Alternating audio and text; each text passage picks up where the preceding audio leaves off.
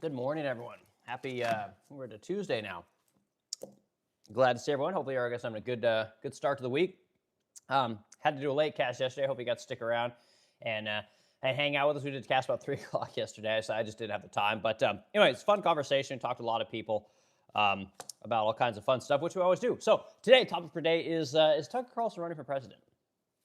You know, again, I'm one of these guys. I keep telling you guys, I'm a 3-time Trump voter, pretty much a lifelong Republican. But at this point, I'm just going to keep voting left until the Republican Party or somebody, hell, I'll take a Democrat, like somebody brings me the person that is going to do what it is that I want done as a Republican, right? I am waiting for that person. We thought it was going to be Donald Trump. It's not. So apparently we didn't go far enough to the left. So we're going to keep voting left until we bring in that Caesar-esque figure, that guy that's so strong that he will push through all the bleeding hearts, the people crying about, enforcing our laws, the people whining about actually caring about America, right? These people that we can't seem to get in politics, right? It seems like when they get elected, they always do the opposite of what they say they're going to do, right? When they get elected, oh my God, it gets kind of difficult to enforce things like illegal immigration. Oh, so they move the other direction, right? And again, until I get a person that's going to actually do the thing that they're running on, they say they're going to do, like I'm going to continue to vote left, right? That's the only thing I think is going to work. And again, this isn't my theory. Many other people have said that this is the way, and I'm starting to believe that this is the way that we're going to get the politicians that we want here. So let's start our discussion today. I appreciate everyone being here this morning. My name is Eric Wilk, and I own the Resplendent Crow here in St. Louis, Missouri. We are a fine furniture manufacturer. We're known for that high gloss lacquer coating that you can see your face in. So a lot of women love my furniture. 94% of all my customers are women, and it's a great business. We have 9 employees. We do a low 7 figures in revenue, and sales this year have been pretty decent. They're slowing down because of this war thing. I think a lot of people aren't pulling the trigger, which kind of sucks. But we're keeping on, as Joe Dirt says, and we're going to be just fine. So, all right. So Titans here, Titans see you, dude. So the bulk of our discussion today is going to be about, of course, Tucker Carlson. I want to tell you guys about this man just a little bit, not very much. I want to tell you guys about this guy, who he is, and why he could potentially be the person that I've been talking about needing in politics. Right? We're going to talk about this guy as a journalist. I'm going to give you guys a layout of all the popular people on social media, all the popular people on Fox News, on CNN, on X, on Instagram, on TikTok. We're going to talk about these people, and we're going to talk about just who have these people interviewed. Right? Are they really even journalists, right? And what you guys, I think, are gonna come to understand is that journalism today is not the journalism of 30, 40 years ago. Journalism today, I won't say it's dead, but it's been bastardized, and it no longer is what it used to be, right? And if we look at Tucker Carlson's record as a journalist, what you guys are gonna go find out is like this guy is the real deal. Like he really wants truth, he really wants answers, and he does what journalists are supposed to do, which is talk to the unpalatable, right? Give you guys the behind-the-scenes story of these people who are horrible people in our eyes and break through all of the narratives and the stories that exist in the world, the narratives and the stories that your government wants you guys to believe. And Tucker Carlson's he's pretty up there as far as people that do interviews and people that really try and give people a story. So I hope you guys like what we're going to do today. I think it should be a good conversation. I have generally been a Tucker Carlson fan, but I'm not, I'm not a fanboy, I would say. Journalism really isn't my thing. But I think we got a real problem in America today with people accepting the truth, right? People looking a little bit further, trying to get the real story on issues. I think there's a real problem with that in America. People just tend to listen to whoever they like, and then they get the information that they want to hear, right, from the people that they like, and it's palatable, right? It's put in a format that's easily digestible for people. And I think that we need more people in this country who are willing to say the uncomfortable, that are willing to tell the unhappy truths, that are willing to tell you things you may or may not want to hear. And I think that Tucker Carlson is one of those people, but we'll see. Anyway, let's dig into the meat of our discussion this morning. So the first part of the discussion is obviously going to be headlines like we do most days. I'm going to give you guys our channel stats so you guys know what the YouTube channel is doing. So I always tell you guys that, again, this channel only works with you guys. You guys are the other participants in our stream here. So when I tell you guys the stats are, again, it's because of you guys that we even have these stats. So stats this morning, the channel is at 427% growth. Right, so we got a lot of views. We're at 167,000 views a month. We're doing about 3,000 watch hours a month. We're up about 340 subscribers a month, right? And then we're doing about $121 a month in ad revenue and super chats and memberships and all that jazz. So that's where the channel's at. So growth is good. I think 400% is probably a good place to go. And what that does is it tracks the channel month over month, right? So essentially it's every 28 days. So we're comparing our growth from last February when this channel actually blew up, which is actually the month of February, when we were started off talking about the Epstein files, right? And you guys need to understand that this whole conspiracy theory thing that you're seeing on social media, the things that you guys are seeing people doing a lot of clickbait type headlines. This has been very popular on social media, very popular on X, very popular on a lot of channels. But the truth is that you can't talk Epstein all the time, guys. Like, you just can't talk conspiracies all the time. Like, you can't. Sometimes you got to talk about real shit. And the truth is that a lot of people don't want to talk about real stuff as much. They kind of want to be entertained. This is something that I'm learning. And I don't do a lot of that. I'm not an entertaining guy. I just, guys, give you guys my point of view as a normie who, again, I never graduated high school, found a way to get a business going, and turn this thing into something that keeps up with inflation, it's a nice middle-class living, and I think anyone can do this. So this is the perspective we talk about on this channel. Now, other things you need to understand is that when you guys participate in this channel, we delete all low-quality comments, right? So you got to put good comments in, right? If you think that I'm right on something, tell me why you think I'm right. If you think I'm wrong, you got to tell me why I'm wrong. You can't just say, oh, this sucks, I don't like him. No, that's wrong. Like, you got to put in better quality content. That's one of the things that we do on the stream. I think that's one of the things that people like. So we got a lot of regulars in here. We got people that are business owners. We got doctors. We got engineers. We got, let's see who else we got in here. We got, I'm drawing a blank here. We got, like I said, several business owners. We got people that owned lawn management companies. We got people that have owned asphalt companies. We got people that are machinists, right? We got people like myself that own manufacturing business. We got people that know about furniture. And again, we got a lot of cool people in the stream. So, let's dig into it, guys. I am ready to go. All right, top headlines this morning. So top headlines this morning are Trump's ultimatum is tonight. So what do you think is Trump going to taco? Is he going to extend this thing out a little bit more? Do you think you think bombs are going to get dropping? Or are we talking Moabs? Are we talking mass like Independence Day, jets flying all over the place and just going to start bombing everything? Like, what do we got going on? I think people are kind of, there's almost like a little bit of almost excitement, but also like people are scared, So it's like people are kind of on one side of this fence or the other side of this fence, and it's a really weird time, if I'm being completely honest. Trump is an interesting guy, and he likes to throw bombs. He loves to throw things out there into the ether, which is something we'll probably talk about today. Loves to throw an idea out there, let the social media, the news, and all that capture it and run with it, so we can kind of see where that idea is going. I think this is another one of those things.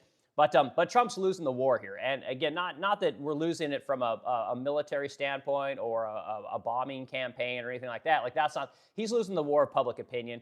He's losing the war of morality. He's losing the war of ethics. And this is one of the things that we're going to talk about today. And again, as an American, it's very, I really struggle with seeing what our president is doing today.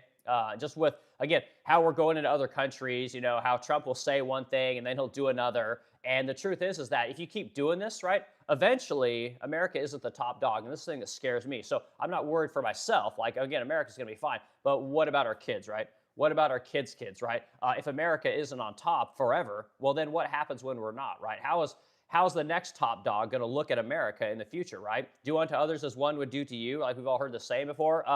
We got a major morality problem in this country. And again, it goes down to the people, that are at the bottom of the class, and it goes to the people that are all the way at the top, So we'll talk about that a little bit. But yeah, so anyway, 8 o'clock tonight, we'll see what happens with the old Trumps and bombs and all that fun stuff. Maybe they'll make a deal, but again, even if they make a deal at this point, like, what kind of a deal is this? This is going to be a tainted deal.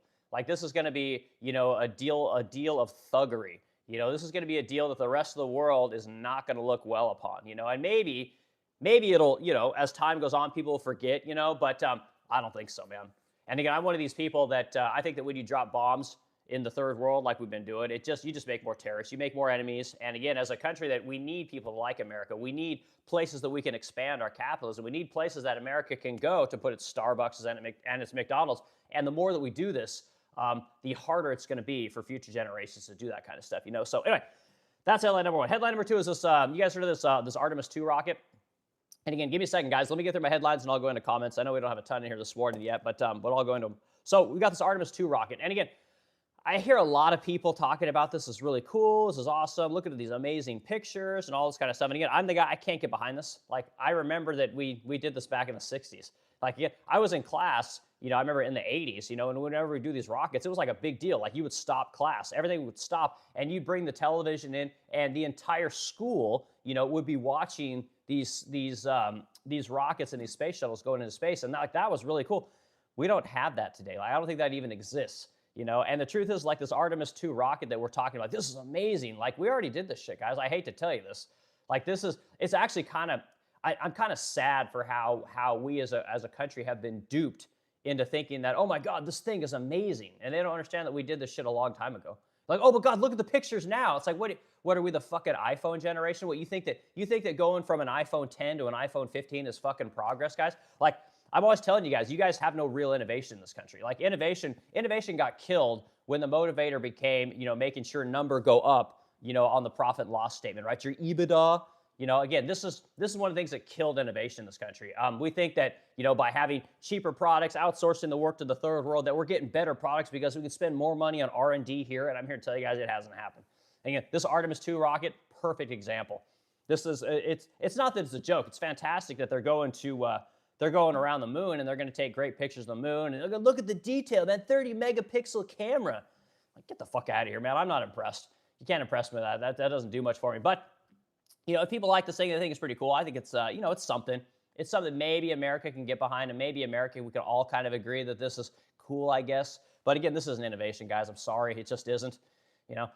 Again, when you type up the Artemis 2 project, one of the first things you see is, oh my God, the first black guy made it out of low Earth orbit. Oh, we got the first woman that made it out of low Earth orbit. Like, again, we're back to this thing that, again, this is one of the reasons I voted for Donald Trump, was to get rid of this bullshit, right? Because I don't care about your skin color. I don't care if you're a woman. I don't care if you're gay. I don't care what your thing is, right? What can you do? That's all I give a shit about. How are you useful to this country? And anyway, I thought we were done with this shit. But yeah, this Artemis 2 rocket, again, what it did is it basically went around the moon, right? So it went on the backside of the moon. It became the longest, the furthest that a human has ever been away from Earth, right? By going around the moon, even though we've been to the moon several times. Anyway, it's a story. It's cool, I guess, but I'm not really impressed. And it's like when you hear people talk about, oh my God, we're going to build microchips here in America. I hear this all the time. It's going to be amazing. We're going to become the new, microchip making hub of the world, right? It's like, well, wait a minute. Like, didn't we invent the microchip? Right? Wasn't that an American thing? Did we have this little company called Texas Instruments? I think that we actually invented the microchip. Didn't we used to make those things here? Were they always made by Taiwan Semiconductors? It's like, come on, guys. Like, we made this shit here. We used to be the largest fab producer of microchips on Earth, right? You guys will look at the microprocessor, right? The thing that every product we use today, right? America invented that. It was invented by Intel in, I want to say, like the 70s. Again, the microchip, I think, was the 50s. The actual microprocessor was the 70s. And again, it was made by this guy named Federico Fagan. Is literally his name. I'm not trying to be funny. It's like literally his name. He worked for the Intel Corporation. And again, we used to make all that shit here. Well, I'm always telling you guys what happened. But the minute we decided, my God, number got to go up. Let's outsource all that manufacturing. Suddenly, we can't make microchips. You guys remember during COVID, you guys were buying cars and buying all kinds of shit, and they were selling you guys cars that had electric motors in the seats that didn't work, that had heater controls that didn't work. They were selling you the cars because they didn't have the microchips because they're not actually made here in America. Do you guys remember this stuff? This stuff was happening all over the place. This is one of the reasons that prices shot through the roof, is because everyone's like, oh, I don't care. I'll pay whatever I got to pay. Just get it to me. And so they would pay, again, we're talking about automobiles. The automobiles, people were paying 20 grand over sticker, 50 grand over sticker. If that new Corvette came out, they were paying 100 grand over sticker. And now everyone's underwater on vehicles, So anyway, point is, that was the longest, sorry guys.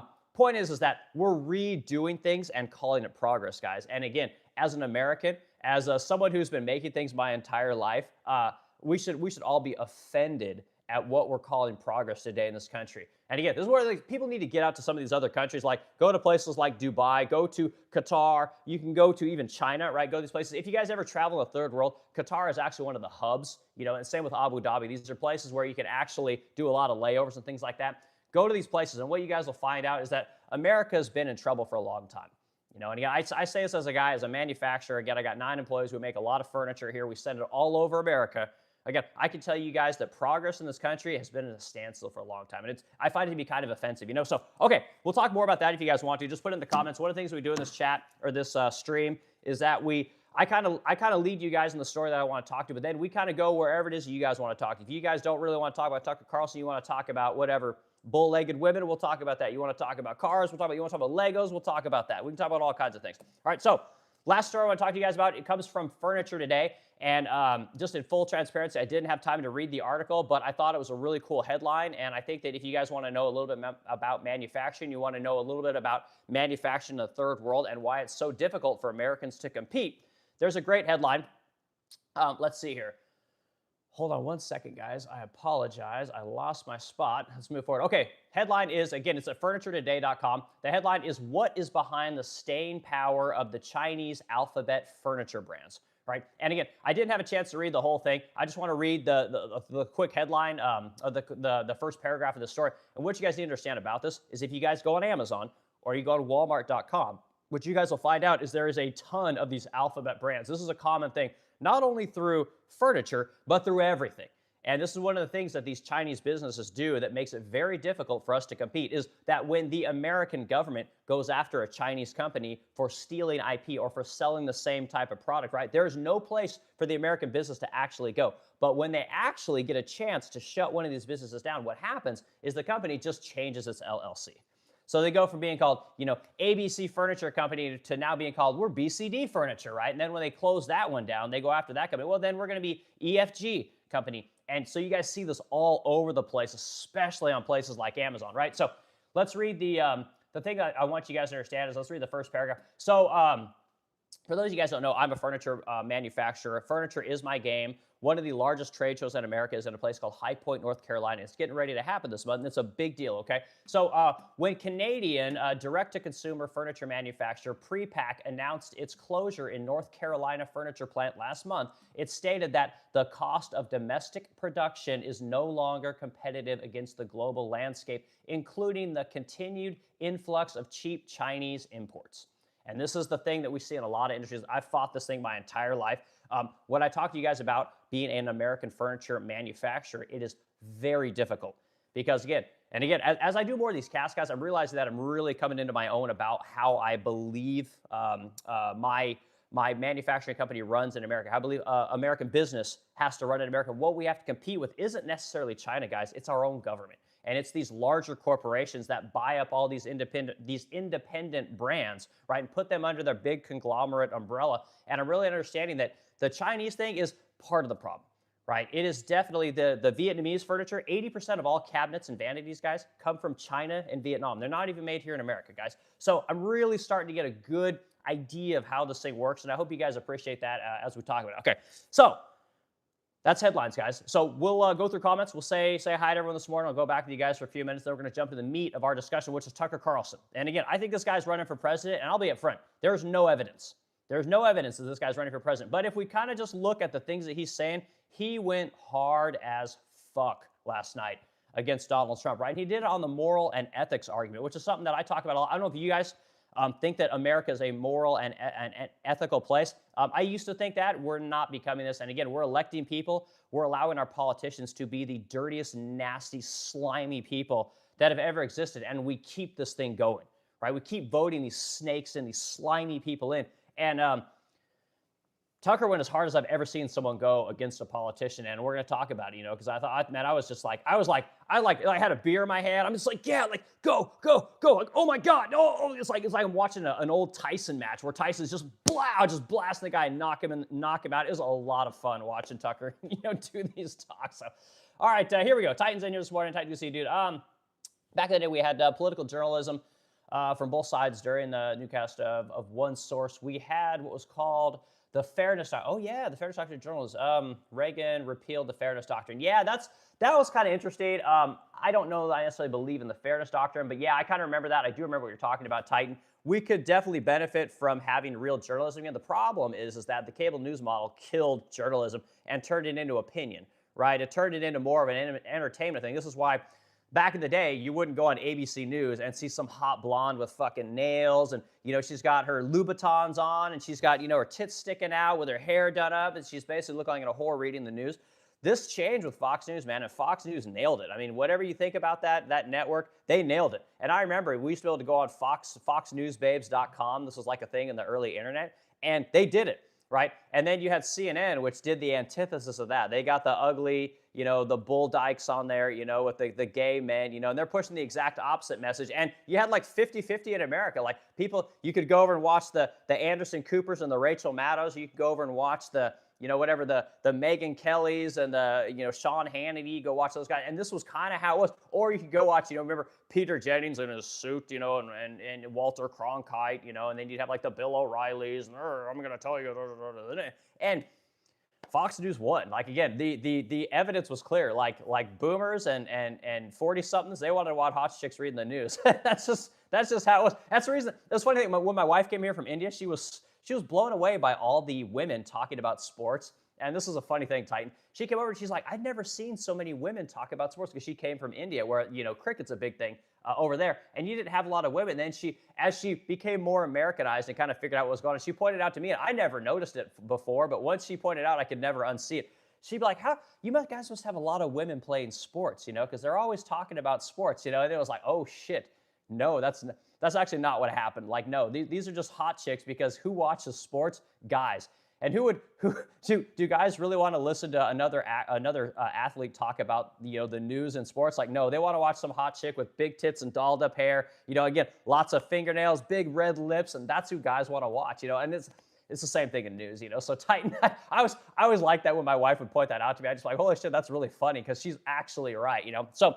News isn't news anymore, guys. It's entertainment. It's, again, the kind of news you want to watch, the kind of messaging you want to hear. So anyway, Titan, great comment, dude. Okay, guys, hit the like button. We're at 4 likes. If you guys are in the stream, hit the like button real quick. It really helps kick it around to more people. I like it when we get tons of likes and tons of people conversing about these topics. It's really good for the algorithm. And again, we're going to talk about Tucker Carlson today, potentially running for president.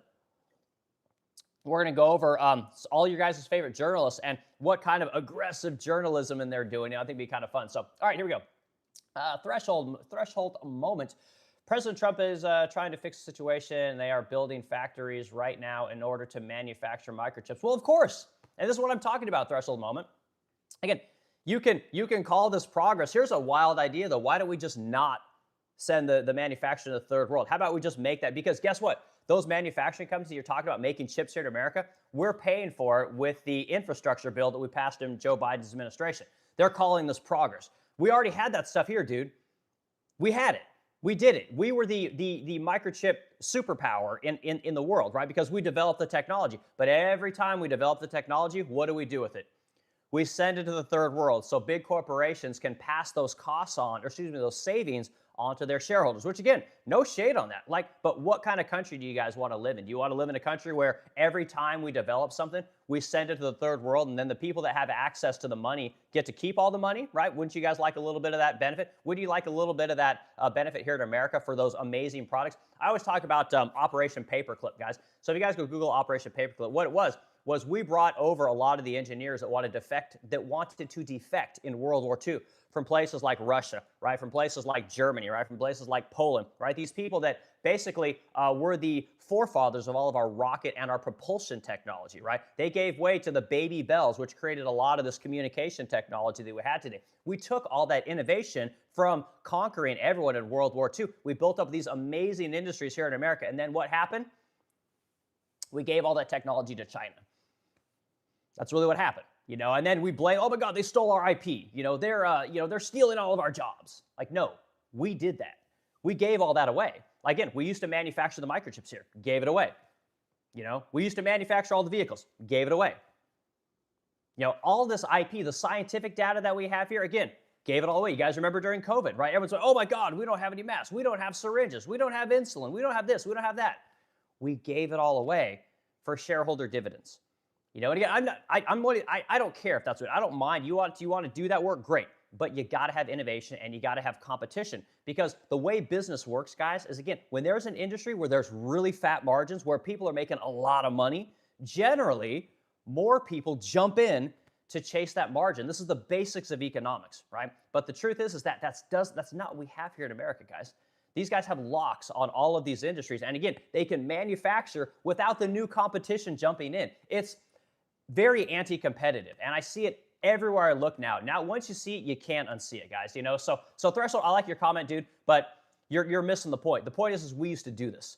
We've already been to the moon, right? We used to manufacture the fucking microchips. And now we're calling it progress because, we're bringing that back here. You know, it's like, come on, man. Like, how about we just stop sending the work to the third world? There's a wild idea. What an idea. All right, okay, hold on, guys.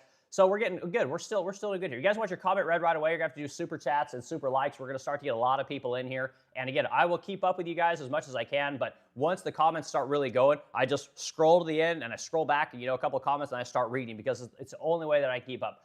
All right, Threshold says nobody is paying 100 grand over sticker. That's a bunch of BS. Again, maybe that's an exaggeration, but during COVID, there were a lot of people paying over sticker for new vehicles. The Ford Bronco, I'm a car guy, dude.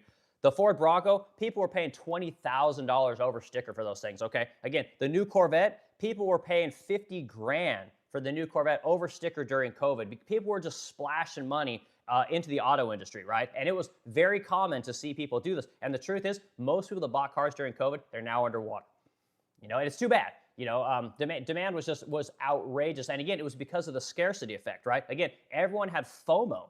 You know, everyone wanted cars. There was so much money going on during COVID. Everyone was just splashing money. Again, it's one of the reasons that a lot of people that bought homes during COVID, now they're underwater. You know, because they were over. Again, when I was trying to buy homes, people were paying $100,000 over asking on a $500,000 home. Okay, I lost out on 3 homes that I tried to buy. I tried to buy a house for $750,000. Again, a guy came in and bought the house for $850 cash, no inspection. We saw this stuff going on like crazy. It was the same thing in automobiles. Same thing, and just pick your poison. It didn't matter. It was comic books. It was stocks. Everything. It was the everything bubble. You know, and it's slowly popping, you know. So anyway, Threshold moment. I don't know if you've been here before, dude. I don't remember your name, but I appreciate being here. Thanks for adding to the conversation. All right, I voted for Trump, but if you listen to the praise and worship section, the music is an egocentric as you can get. Christianity is a religion based on pride and vanity. All right, well, I don't necessarily want to talk too much about religion. One of the tenets of religion that I do believe in very much is this idea of doing to others as one would do to you, right? Love thy neighbor. And again, as an American business owner, I want to buy things from my neighbor, all right? I don't want to buy things from Chang over in China. I want to buy things from Bob down the street, right? I do kind of believe in this idea that, hey, you know what? We got to be a community of people. We got to help each other. We got to hire the people around us. We got to make products for the people around us. If you want to export, great. But the idea is to take care of your own as best you can, you know? So I kind of believe in that. And again, not a super religious guy, but there are a lot of tenets in religion that I think are fantastic. I say it all the time that honestly, everyone should go to college. Everyone should go to school at a Catholic school. Again, the values that those people teach, I think are just good. They're universal. But anyway, I don't want to make it a religious discussion. All right, Immortal Coil 4. I've never seen you before. Good. Thanks for being here, man. Have to hire a skip tracer or PI just to get owner info. Man, not sure what you're saying there, dude. Give us a little more. Dale Akins. Dale Akins at 01. Tucker fell off. Yeah, maybe. I don't think so, but maybe he did. The Christmas Story lamp is available on Amazon. Yeah, again, I don't have a link to it, guys. I'm sorry, I just don't. But yeah, you can find it on Amazon, man. So if you guys like the leg lamp. All right, Edward, Miss Moss, P2Z. How is the quality of those imported products? Again, the quality, if you guys want to be completely honest with you, as a guy who is a furniture manufacturer in America that makes American furniture, you want to know my honest thoughts about foreign furniture? It's awesome. It's really good. And the thing is that it's getting better, right? And this is the law of outsourcing, right? This is why, again, the people that I'm always talking shit on, the large corporate business owners, the executives, the MBAs, right? I'm always talking shit on these people. The truth is, guys, their business model works. It just does. You know, and again, you guys know, I talk a lot of shit on academia, right? But you can't deny that what they've done works. Your guys' lives are actually better. If you consider buying cheap shit to be a good thing, you guys are doing great. The business is giving you guys exactly what you want. The problem is that now you got to work for those businesses, and the money that you were promised when you went to college, making this cheap Chinese shit or making innovative products that can then be manufactured in the third world, the problem is your guys' pay and your benefits aren't keeping up with inflation. You know, and this is the big problem. This is the thing I talk about on this channel a lot. And again, I say, as I'm starting to do more of these talks, we've really seen a lot of growth in the last 2 months. I'm really starting to come into my own. I have literally live streamed every day for the last 2 months. Okay, and I'll do some videos on what I've seen as far as learning how to live stream, how to do woodworking videos, all this kind of stuff, what I've seen on this channel in that 60 days that I've been live streaming for every day. But I'm really starting to get a good idea about what's going on in our economy just by listening to you guys. So I appreciate everyone being here. All right, the TDS is strong with some. Yeah, man, TDS is a thing, man. But again, if you guys want to talk about Trump derangement syndrome, you also got to talk about what's Trump say. Why does Trump make people crazy? And again, as a 3-time Trump voter, I'm starting to see what these people were talking about. And again, I hate to say that. I don't want to be in this Trump derangement kind of a situation. But again, what this guy says and the way that he acts as a president of the greatest country that has ever existed in the history of civilization, he needs to do better. And again, I think that Obama was the most mediocre president we've ever had. Right? If Obama wasn't black, no one would have given a fuck about that guy. That's all that mattered, right? But at the end of the day, when you look back at the way that he represented America and the way that other leaders looked at this guy, incredible. Absolutely incredible. And again, history's going to look back on Obama and think, you know what, that guy, he really wasn't that bad. Yeah, he fucked everyone over when it came to healthcare. He didn't understand, that he needed to push back against the insurance companies, right? And he needed to make sure that, again, the insurance worked for everyone, not just a couple people. And what I mean by that is that during Obama's first administration, I had what was called the Cadillac healthcare plan. I worked for a company called Nordam. I moved around the country to get to work for a company like this, right? Where, again, the manufacturing is beautiful. They got all the CNC routers. They're making amazing parts for commercial aircraft. I was working on literally $1 million cabinets for 787 Dreamliner planes. It was awesome. It's like dream career for me.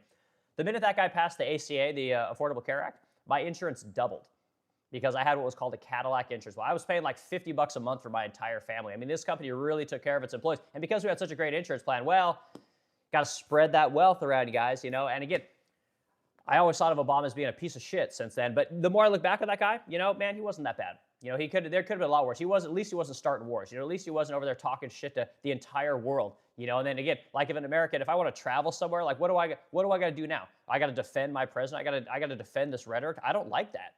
I don't want to, go over to India, and have to listen to these fucking people tell me about what a piece of shit my president is, right? And how my president's acting like a bully. Like, I don't like that. And again, I like to be the big swinging dick in the world. I like that as an American. But again, I want to do it with a little bit of class and a little bit of empathy. And Trump he doesn't have that, So anyway, I'm going to play a video for you guys of how Trump thinks, which I think is really cool. I've never tried to do this on a live stream before, but I loaded up this video just so I could show you guys. This is Trump's ethos. And again, it plays great when you're running for president. It plays great when you're protecting America. It doesn't play great when you're over there destabilizing the entire world, okay? Listen to this real quick. Again, I'm going to try this. I've never done this before. Let me load this thing up real quick. I'm going to go full screen. Let's see if this thing works. Here you go.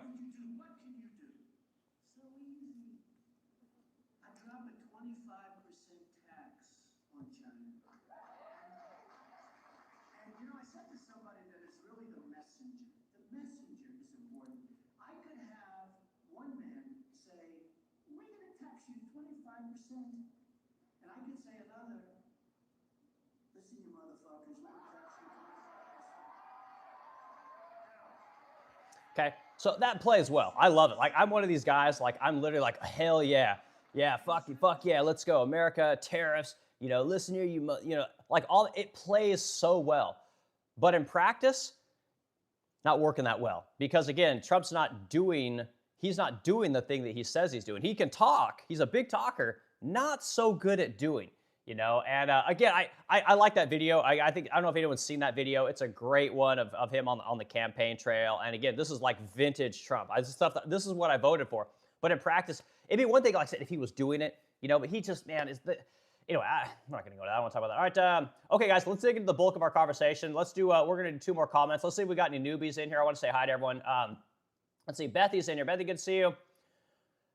Crystal Douglas, I don't know if I've seen you before. Tax the rich, yeah, people always do talk about taxing the rich. Taxing the rich isn't the answer.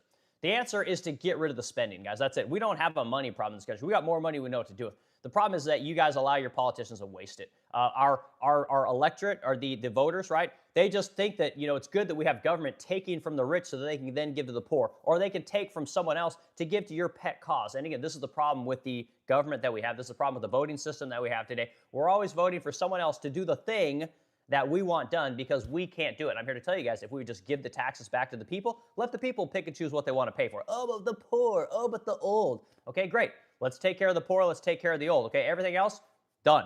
Okay, as a taxpayer, middle-class guy, I want all my money back. All of it, right? I'll pay into the military. I'm happy to pay in the military. I'm happy to pay for some roads. Great. But for the most part, I want that money to go to the states. Right? We need to take the money out of the federal government and give it back to the states, right? Unless it's military, unless it's maybe paying for the Supreme Court, paying, again, even like for Congress. I don't know that we should pay for Congress, if I'm being completely honest. Congress is such a joke. It doesn't even represent the people anymore. And the system of government that we have is wildly antiquated, So we got to get the money back to the people, and then you guys will see real change in government. But until that happens, like I said, we're in deep shit. All right, Taiwan is not the third world.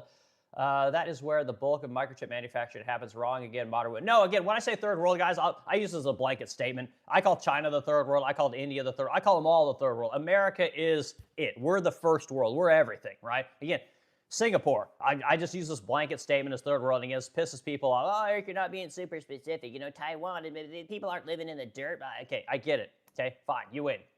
China is manufacturing the bulk of the microchips. It didn't used to be that way.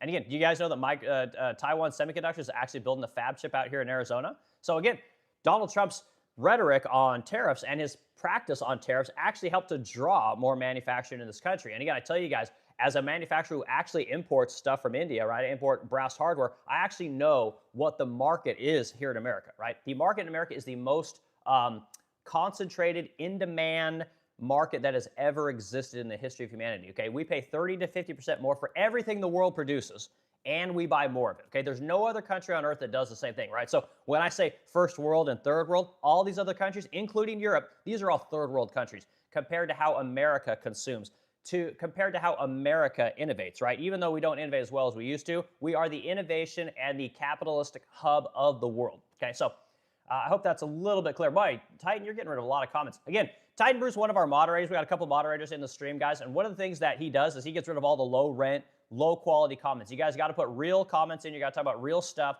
Interact with the host, interact with the discussion, add to the discussion, give people something that they can talk about. People don't really enjoy going into live streams where it's just like, you suck, I don't like this. This low rent bullshit, we get rid of all of it. Okay, it's one of the reasons people like this cast. So Titan, man, thanks for what you're doing. I really appreciate it.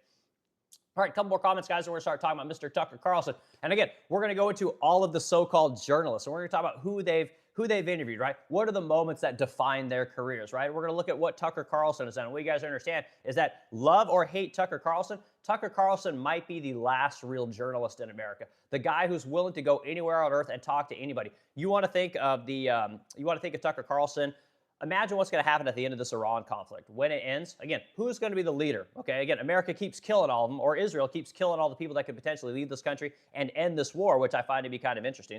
But Tucker Carlson's going to be the guy that goes and gets that interview. You think it's going to be Rachel Maddow? You think Sean Hannity's going to go over to Iran and interview their leader? No, it's not going to happen. It's going to be this guy, Tucker Carlson. It's going to be maybe that Ryan Grimm guy from Drop Site News. You might see someone like an Anna Kasparian going over one of these places. You're not going to see fucking any of these people on Fox News. None of these people on CNN. They're not going to go. These TikTokers ain't going to happen. Okay, so real journalism is dead in this country, but we do have a couple of real journalists, and I think you guys need to know it. So that's what we're going to talk about today. All right, a couple more comments. Again, I want to say hi to people that have been in here, that have followed me for a long time. Bruno's in here. Bruno, good to see you, dude.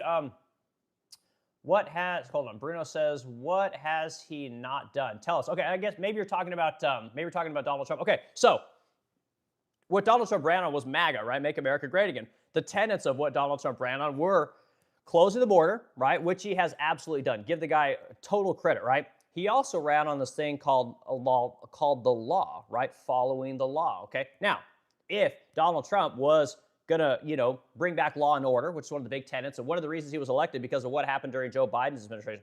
What was happening when people were watching the homeless epidemics in all these places, what he was seeing when, again, you couldn't be arrested unless you stole like $1,000 worth of shit. You guys go down to CVS and everything's fucking locked up. Socks are locked up. Deodorant's locked up. You go into Walmart, they're locking up toothpaste, okay? This is what Donald Trump ran on that he was going to fix. He was going to bring back what it was like in my era when if you stole something, there's a fucking security guard. They're going to grab you and they're going to say, hey, I'm taking you to jail. You're going to get arrested. I'm calling the police. We're going to deal with you right now.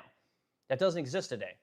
Okay, Donald Trump ran on this stuff. Okay, now, if that's the case and we're going to bring back law and order, this is the thing that we voted Donald Trump in to do, right? Well, what do we do with the people that let 10 million people in here in 4 years? What do we do with the politicians that we're going after Donald Trump, right? That we're literally inventing laws to prosecute this guy, right? What are we going to do when the Department of Homeland Security Director Alejandro Mayorkas lets everyone in here, right? And then when he goes before Congress and says, they ask him, hey, why are so many illegals in here? He says, hey, the border's secure. What are you talking about?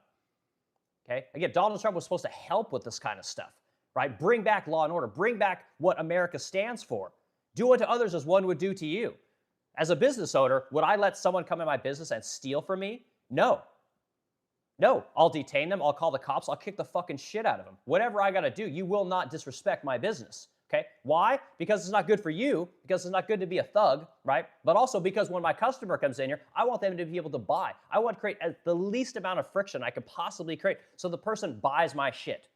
Okay? We don't have that in America. Donald Trump was supposed to bring that back. He is bringing back a little bit of that, but we're going to give him a C on that one. Okay? So again, closing the border, right? The next thing he ran on, bring back law and order. Okay? We talked about that. The next thing he ran on was mass deportations. It was probably the most important thing about his campaign that got him elected into the presidency, right? Again, the reason he won the swing states, the reason he won the popular vote, which never happens for Republicans, hadn't happened since Ronald Reagan ran in the 80s, was this mass deportation thing, okay? Again, a lot of people that were independents, that were Democrats, they jumped ship and they voted for this guy, okay? How's the mass deportations going? Oh, yeah, it's not fucking happening, okay?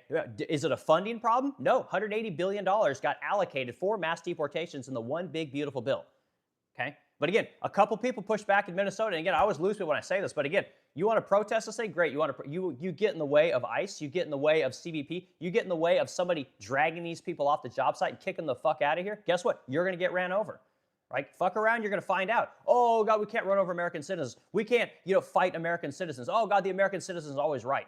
Bullshit. The American citizen needs to understand that this is what the country voted for, and this is why we vote. And if every time we vote, we can't get the thing done that we voted for, guess what? The system doesn't work. So when people always tell, oh my God, Donald Trump, he's such an authoritarian. Oh my God, he's not, what? He hates brown people. He's so racist. No, America voted for this shit. Okay, so you want to go there. So again, on deportations, Trump gets a D. Like he tried it, he got a little bit of pushback and he bitched out, right? This is the reason that the Taco Trump acronym was born, because again, Trump loves to talk, man, but the minute he gets some pushback, oh God, I don't want people to not like me, right? So again, mass deportations was one of the tenets of what he ran on. He's failed. Okay, tax cuts, right? Trump did the tax cuts. He was talking about no tax on tips. He was talking about no tax on overtime. He was talking about bonus depreciation, right? R&D tax credits, things like this. The guy who ran on this stuff, he gets an A. He did it. He got everything done. He got it through legislation. He passed it, right? Which is what always happens when a Republican gets in office. They always get tax cuts, right? The businesses always get what they want, okay? So we knew that was going to happen. Great. Amazing feat there, Donald Trump. A Republican got a tax cut. Oh my God, that's never happened, okay? Some of the other things that Donald Trump ran on, right? So we had mass deportations, we had the border, we had tax cuts. The last thing, and probably the most important thing to me as an American manufacturer, was he ran on tariffs. I just played through the video of him talking shit on China, right? The message, and he used the example of 25% tariffs, okay? I've told you guys many times what I pay for my brass hardware in India and what I sell it for here in America. I'm telling you guys, you are being ripped off every 6 ways from Sunday. Every time. On all this cheap foreign-made shit. Not because it's bad quality, not because it's garbage, but because you guys are overpaying for it, and the corporations are taking you motherfuckers to the cleaner.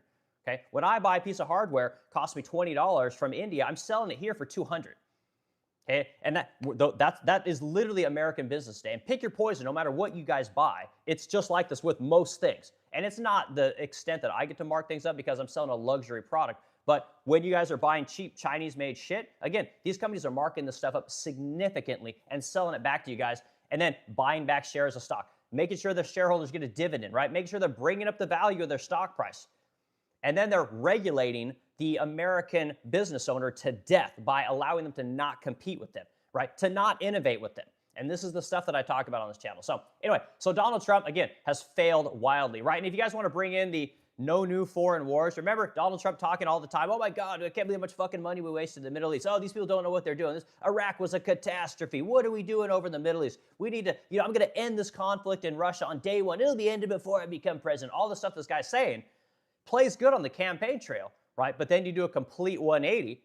Americans, we've been watching what's happened in the Middle East since 2001, and we're like, man, this is kind of bullshit. And this guy's literally campaigning on this thing. And again, he's done fuck all with it. And actually, he's done the worst thing he could possibly do. So again, tell me what Trump hasn't done. There you go, dude. He hasn't done jack shit. And if anything, he's done the exact opposite, right? You guys want to talk about tariffs? I guess I didn't go into tariffs. Tariffs started out, on Liberation Day, April 1st, 2025, I was ecstatic for this moment. I literally did a cast about it. It was one of the most important days of Donald Trump's career, in my opinion, right? Again, he starts out 50% tariffs on China, 46% tariffs on Vietnam, right? Donald Trump understands my industry, which is the furniture industry, because he used to be in it. He had contracts with Lexington Furniture to make furniture for his hotels. He had his own furniture company called Trump Home. He was making furniture with a company, and the company was in Turkey, by the way. But he was making furniture. He was designing furniture for his hotels. He was trying to work on brands, which the guy's always done. Again, say what you will about the guy. The guy's just he takes big swings at everything, right? But again, he puts these massive tariffs on. What happens? They all get dropped back. He's like, oh, we're going to negotiate. We're going to get reciprocal tariffs, right? We're going to get reciprocal policies. You know what he didn't get for you guys on the whole tariff side? He didn't get reciprocal regulations. And this is the problem. Tariffs are important, but you got to get reciprocal regulations, right? So again, when you guys want to buy a nice t-shirt that's made in America by an American company, well, guess what happens? Well, you got to do something with all those chemicals, right? You think the fucking color of this is what the color of cotton? No, you got to dye this shit. Right? And that means you got to buy chemicals. Well, in order to transport chemicals in America, well, you got to have the right vehicle. You got to have the right insurance. You got to make sure that you have all the Missouri Department of Transportation stickers and GVWs on your vehicle. There's a lot of licensing you got to do. There's a lot of shit you have to do to make things in this country. Well, how do you get around all that? How's it get easier to do this? Where do these $7 t-shirts come from? It's because over in Vietnam, they don't have any of those regulations. They might have a reciprocal 15% tariff, that the 50 cents that it takes to make the t-shirt over there, you tariff it 15%. What is that, 65 cents? Or no, doing my math wrong here. 6, 10, it'll be like 8 cents. So you got 8 cents, it goes from 68 cents. Okay, but they're like, hey, I want to be an American business. I want to make t-shirts. I like making t-shirts. Okay, I want to make, hold on there, buddy. You're gonna have to. Do you got all your fire cabinets, right? Do you got all your vehicles transporting all those chemicals, right? Are you using the acceptable cradle to grave disposal of all your waste, right? Is all of your products explosion proof, right? Are you hiring people correctly? There's a million questions to do this thing here in America. It does not exist in China, and this is the great thing about China. They can just do whatever they want. And this is the thing that tariffs were supposed to help this country. Everyone focuses, 50% tariff on China, 100% tariff on China. Guys, the tariff is a big deal for sure. But the big thing in America is the regulation. And Trump didn't do any of that. So again, what did Trump do on tariffs? Again, what are you guys down to? We were at an average of like 15% on most countries. I think it got knocked back to 10. Now we're back to 15. But prior to Donald Trump coming into office, I was paying 2.6% on all of my Indian-made hardware, my brass hardware that I get, right? 2.6%. I think right now, at the highest point, I was paying 26% during the tariffs. Again, it was fine by me. It sucks. I don't want to write those checks, but at the end of the day, I'm still making tons of money. It's not like I'm making less money. Those tariffs, 26% on Indian hardware, cost me probably $3,000 to $5,000 the entire time they were in place. Okay, I probably sold $100,000 worth of hardware. So at the end of the day, wasn't that big of a deal because they're not tariffing what we sell it for. They're tariffing what I buy it for when I buy it from the third world. And this is what you guys need to understand about the fucking economy here in America. It's when you buy foreign-made shit. You're like, oh my God, we're supporting American jobs. When we make it in the third world, well, then we can hire designers. We can hire brand people. We can hire, corporate strategists. We can hire, engineers. We can hire, product developers. We can hire safety people. We can hire HR. We can hire, DEI coordinators. We can hire all these kind of people. And this is good for America. I'm here to tell you guys, it's not.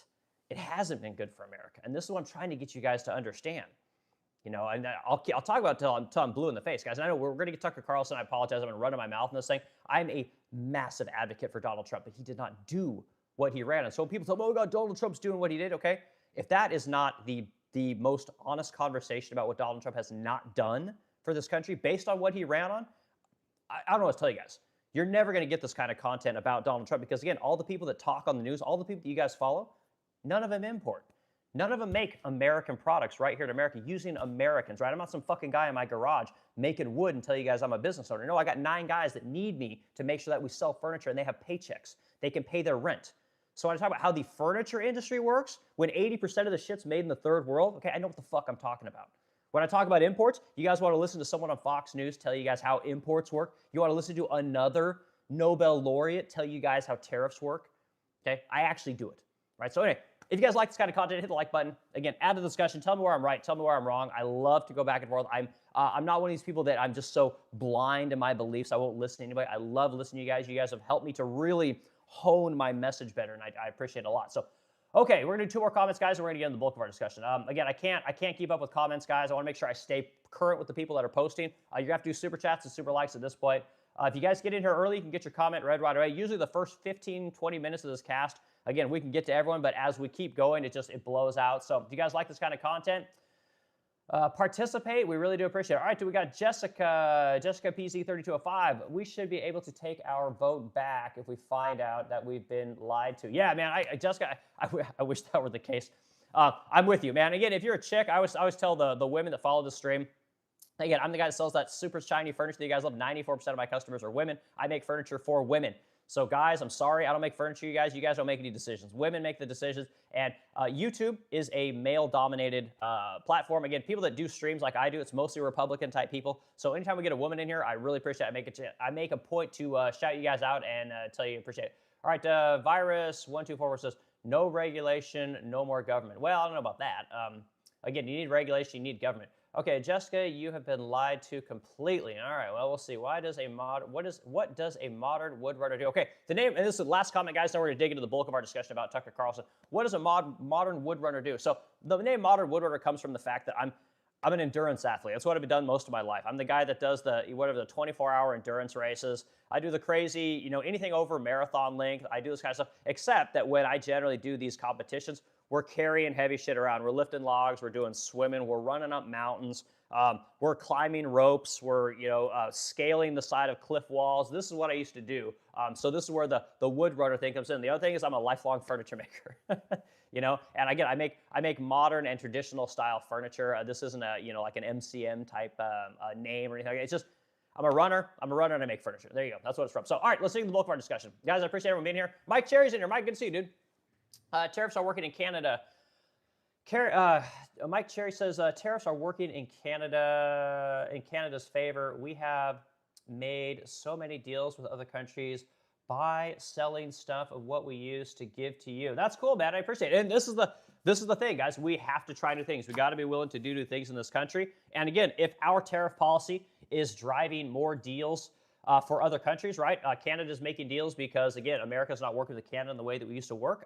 That's fine. And then maybe that's going to be what's going to happen. But the point is, guys, is that we need to try new things in this country. We need to move in different directions. We need new, innovative ways to do things. We need to be thinking about things differently. And if we continue to operate the way that we're operating, guys, we're just going to get more of the same. And I want the system to be broken down a little bit. And anyway, but Mike Cherry's from Canada. So we got people from all over the world in here. I'm a big advocate for Canada. I used to live in the Pacific Northwest. I've been to Canada many times. It's a beautiful country. And again, we've got family that lives in Canada. And anyway, here we go. All right, let's talk about Mr. Tucker Carlson real quick. So is Tucker Carlson running for president? This is, again, and I was up front with you guys. There is zero evidence that Tucker Carlson is running for president. But I want to talk about it anyway because I am hoping and praying that this guy runs for president. This is the man that represents, I believe, what I want to see in our country, the kind of the ethos, right? The ethics, the morals, and again, the integrity. This guy actually does what he says. And I'm going to tell you guys about these other so-called journalists. We're going to dig into why Tucker Carlson is kind of a special guy. Again, I'm not a Tucker sycophant, but again, what I saw yesterday with him roasting Donald Trump like to his face, and again, Tucker Carlson has known Donald Trump for like 20 or 30 years. Known this guy for a long time. And again, he's calling this guy out to his face. He's like, you immoral motherfucker. Okay, this is what we need. Donald Trump needs to have his dick knocked in the dirt because he's got too many people around him right now that are yes men. And this is the worst thing you can have if you're a narcissist, if you're a megalomaniac, is to tell you people that you're amazing, right? If you guys know Marcus Aurelius, right? This guy literally had a guy walking around with him all day because he ran Rome. He had a guy that his only job was to say, hey, you're just a man. You're just a man. You're just a man. Okay? Donald Trump needs this. He absolutely needs someone that will call him out to his face and say, you know what? You're fucking up, dude. Like, this is not America. This is not who we are. You are the worst of us instead of being the best of us. And again, as a guy who is constantly talking about the youth, I'm constantly talking about us getting the young people to be excited about living the American dream, getting foreigners to come into this country, right? The best of the best coming into America because they believe in the American dream. They believe in the American exceptionalism. They believe in this innovative, amazing place where the poorest guy can go from being the richest guy. I need to get put on a t-shirt. Machine Gun Kelly talks about it, right? For those of you guys that love rap. It's like one day you're driving a Taurus, the next day you're coming in with a Porsche. Like, you never know. This country is amazing. Anyone can succeed here, right? But Donald Trump is tarnishing our name. He's tarnishing our brand. And for being a brand expert, he leaves a lot to be desired, man. And Tucker's calling him out to his face, So let's dig into some of the things Tucker's talking about. And again, I want to give you guys some information about journalism today and why journalism is essentially dead. We got a lot of young up-and-coming journalists, which are awesome, but Donald Trump doesn't follow those people. Donald Trump doesn't look at independent journalism. People like, Glenn Greenwald. People like, that Ryan Grimm guy, right? Anna Kasparian. These kind of people that are doing real journalism. Matt Taibbi. Donald Trump doesn't listen to these people. He doesn't think that they're real news. Daryl Cooper, these kind of guys. Malcolm Gladwell. Coleman Hughes. Like, there's a lot of great people that are talking about history, that are looking into issues of the day. And again, Trump is surrounded by none of these people. All he cares about is neocon, Fox News, kind of this old dying business model, but he's still there. This is why okay, here we go. So Tucker Carlson. So when I asked Grok about something, like, hey, is Tucker Carlson going to run for president? Give me your opinion, right? Grok says no. There's no evidence that Tucker Carlson's running for president, right? Which, again, is fantastic, right? So Tucker's been asked about this many times, many interviews, and he just says flat out, no, I'm not interested. And the truth is that he might not be running this cycle. He may have to wait till 2032, I guess. But he is clearly not interested. But if you look at what this guy's doing, right, he is literally talking to all the most important people. He is asking the most important questions. And he is literally speaking truth to power, which is in many ways dead in this country.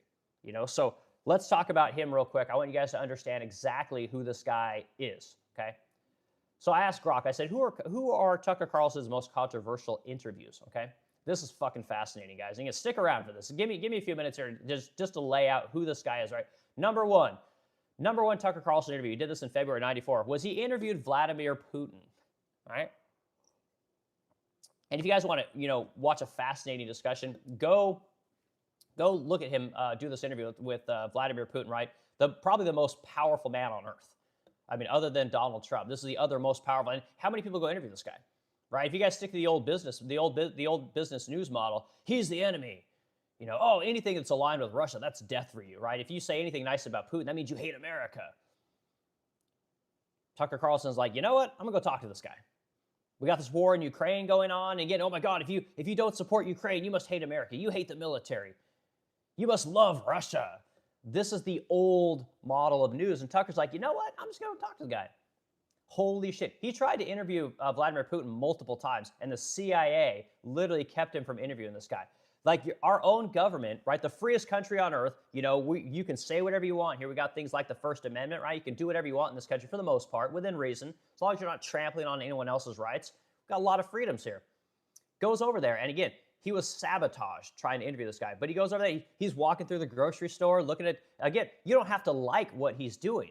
You don't have to believe anything that he's saying, right? You can believe that, Tucker is a simp for Vladimir Putin, but the guy went and did the work, right?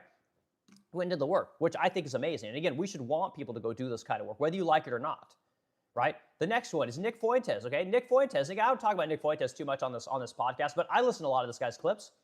You might not like this kid. I think he's 27 years old.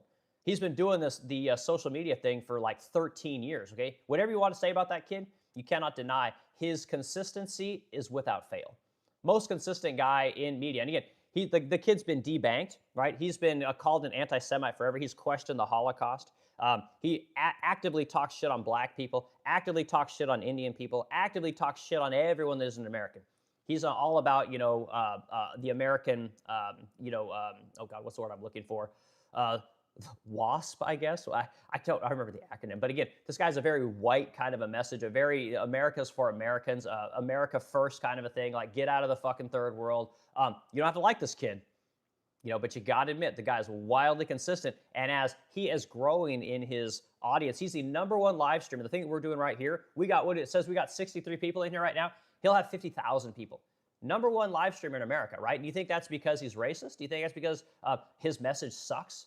Right? No, it's that people are gravitating towards this kid because his message resonates. People are tired of watching the third world come in here and devalue every American, right? His message is resonating when he questions things like the Holocaust, right? Again, you got a lot of people today, they're wondering like, man, this fucking Israel country, man, these guys aren't good people. And this kid's been saying this for 13 years. And people are starting to look at his message and be like, well, I was told by everyone that Israel's our greatest ally in the Middle East. And this Nick Fuentes has been saying, these guys aren't our fucking friends, man. And people are starting to gravitate towards this kid, So Tucker Carlson interviewed him because everybody said you can't interview him. Again, where's Fox News interviewing these people? Where's CNN interviewing these people?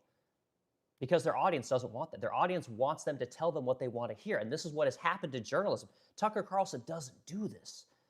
Again, you don't have to like the guy, but you got to admit, he's having the uncomfortable conversations. He's not pandering to his audience. Because he doesn't pander to his audience, he's the most important journalism personality in America today. Just my opinion. If you guys think there's other people that are more important, that are better than Tucker Carlson at what he does, let me know. Put in the comments. Let's bat this topic around because I'm very passionate about this man. You might not like his messaging. You might think that he's a CIA agent. You can think whatever you want. He's doing the work. Okay. Now, the next one, you got Kanye West.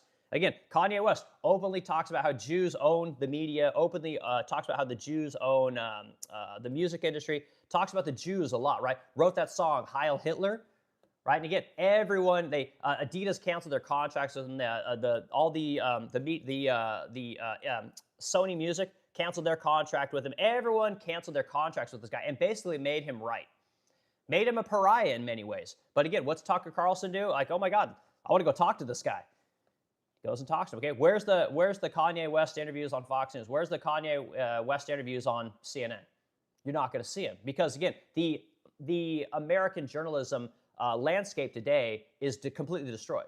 There's very few people in America doing real journalism. Tucker Carlson is one of these guys. Okay. The other one, Daryl Cooper. Again, I've never listened to this Daryl Cooper guy. Again, he's wildly controversial because I believe he talks about World War II and he talks about the Holocaust and all these kind of things. And everyone tries to downplay him as he's not a real historian. He's not a this, he's not a that. Okay. Well, that's the great thing about the internet. People that are good at what they do, the cream always rises to the top, whether they're accredited or they're a part of that industry. That's why you guys listen to a fucking furniture maker talk about current events, right? Talk about just, this is the Cheers, right? This is the bar, right? This is the place where everyone knows your name and our problems are all the same. That's why you guys listen to this, okay? Anyone can talk about anything. Again, this Daryl Cooper guy, wildly controversial. Everyone talks shit on this guy because, again, he's willing to talk about the Holocaust, I guess. And again, I don't know much about him, so I can't really speak to him specifically. But these are the top four things. Other people that Tucker Carlson talks to, he's talked to Andrew Tate. Again, people say that Andrew Tate's a terrible person. He's a misogynist. He hates women. He's a rapist. Didn't someone go after him in like Romania or something like that? I don't follow this guy that much. He's not really in my air, but he's, talking about how men need to be men and this kind of stuff. And I don't think that that's a terrible message. I think that we could use a little bit more masculinity in this country, a little more pushback on the difference between the sexes, right? I don't want my woman acting like me. I'm sure my wife doesn't want me acting like her. It's okay to have two different sexes who do two different things, bring different things into a relationship. I think it's okay to talk about that kind of stuff. But again, they try to alienate this guy. Tucker goes and talks to him. Okay, so again, journalism is not dead in this country. It's just what we understand journalism to be might be slowly dying. But again, people like Tucker Carlson are bringing it back. Go listen to the Young Turks. Go listen to Glenn Greenwald is another one. Go listen to Matt Taibbi. These guys are fantastic journalists, and they're giving real stories, and they're looking into things that Americans really care about, but they're not doing it from the corporate standpoint. Again, I talk about corporations a lot in this country because it's a major problem. So anyway, I thought you guys should know this kind of stuff. This is some of the stuff that Tucker Carlson was talking about. Okay, now let's go quickly. I'm going to go quickly, guys. I know I want to respect your guys' time. You don't want to listen to me just run my mouth all the time. Let's go and listen to some of these other people that we've talked about. Let's listen to who they've interviewed, right? Their most controversial interviews, okay? Rachel Maddow, she was like a big thing during COVID. She's been the king chick over there on MSN, whatever the hell it is, right? So her most controversial interviews were interviews that she did basically during COVID with people, interviewing people during Trump era events. Again, there's no people of note, right? Talking to just general anything that's generally a Trump-based episode. This is her largest interviews are people that are just bashing Trump, politicians bashing Trump. There's no notable interviews. She's interviewed nobody, absolutely nobody, which again is fine.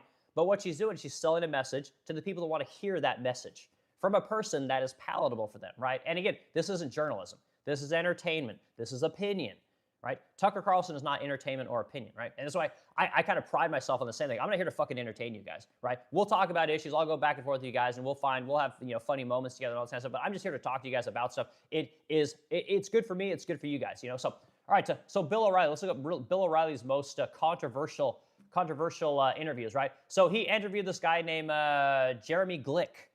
Jeremy Glick. He's the son of a 9/11 victim, right?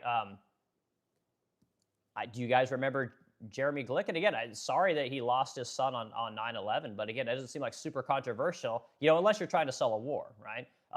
Appearance on The View. Apparently, he did an appearance on The View in 2010. Not even someone he interviewed, just something he did on The View. Muslims killed us on 9/11. He interviewed Jon Stewart. Again, this is Bill O'Reilly. He was the most, what's the word I'm looking for? He was the number one personality on Fox News. And again, he got shit canned because he was fucking around with all the women, right? Which again, gets men every time. But again, this is what happened. Again, Megyn Kelly talks about it. I'm not, this isn't rhetoric. This is what really happened. Again, he interviewed Jon Stewart. He interviewed Marilyn Manson. This is journalism, okay? And then he had some later ones with Matt Lauer, I guess. So he interviewed Matt Lauer. Again, the guy hasn't interviewed anyone. He had a heated debate with the rapper Ludacris. There's just nothing. Okay, Benny Johnson. I think he's one of the number one guys on X. Okay, Benny Johnson hasn't fucking interviewed anyone. No one.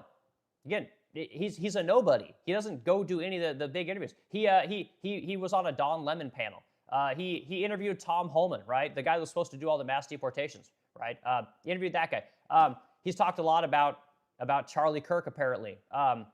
He's appeared on a bunch of Fox News shows. Like these are the people that are popular today, talking about news, talking about current events. Okay, they do nothing. They add nothing to the conversation except give the people that watch their shit what they want to hear.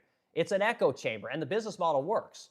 It's really frustrating. Candace Owens, right? Everyone loves talking about Candace. Whenever we talk about Candace Owens and Jeffrey Epstein, the views go up. Like, let's talk about Candace Owens the entire episode, and we can get lots of people talking about this kind of stuff, okay? Guys, if you're in the stream, hit the like button. We got 24 likes. Let's get this thing up to 30, 40, or 50 likes. I gave you guys an hour or two this morning. But again, Candace Owens, who is this chick interviewed?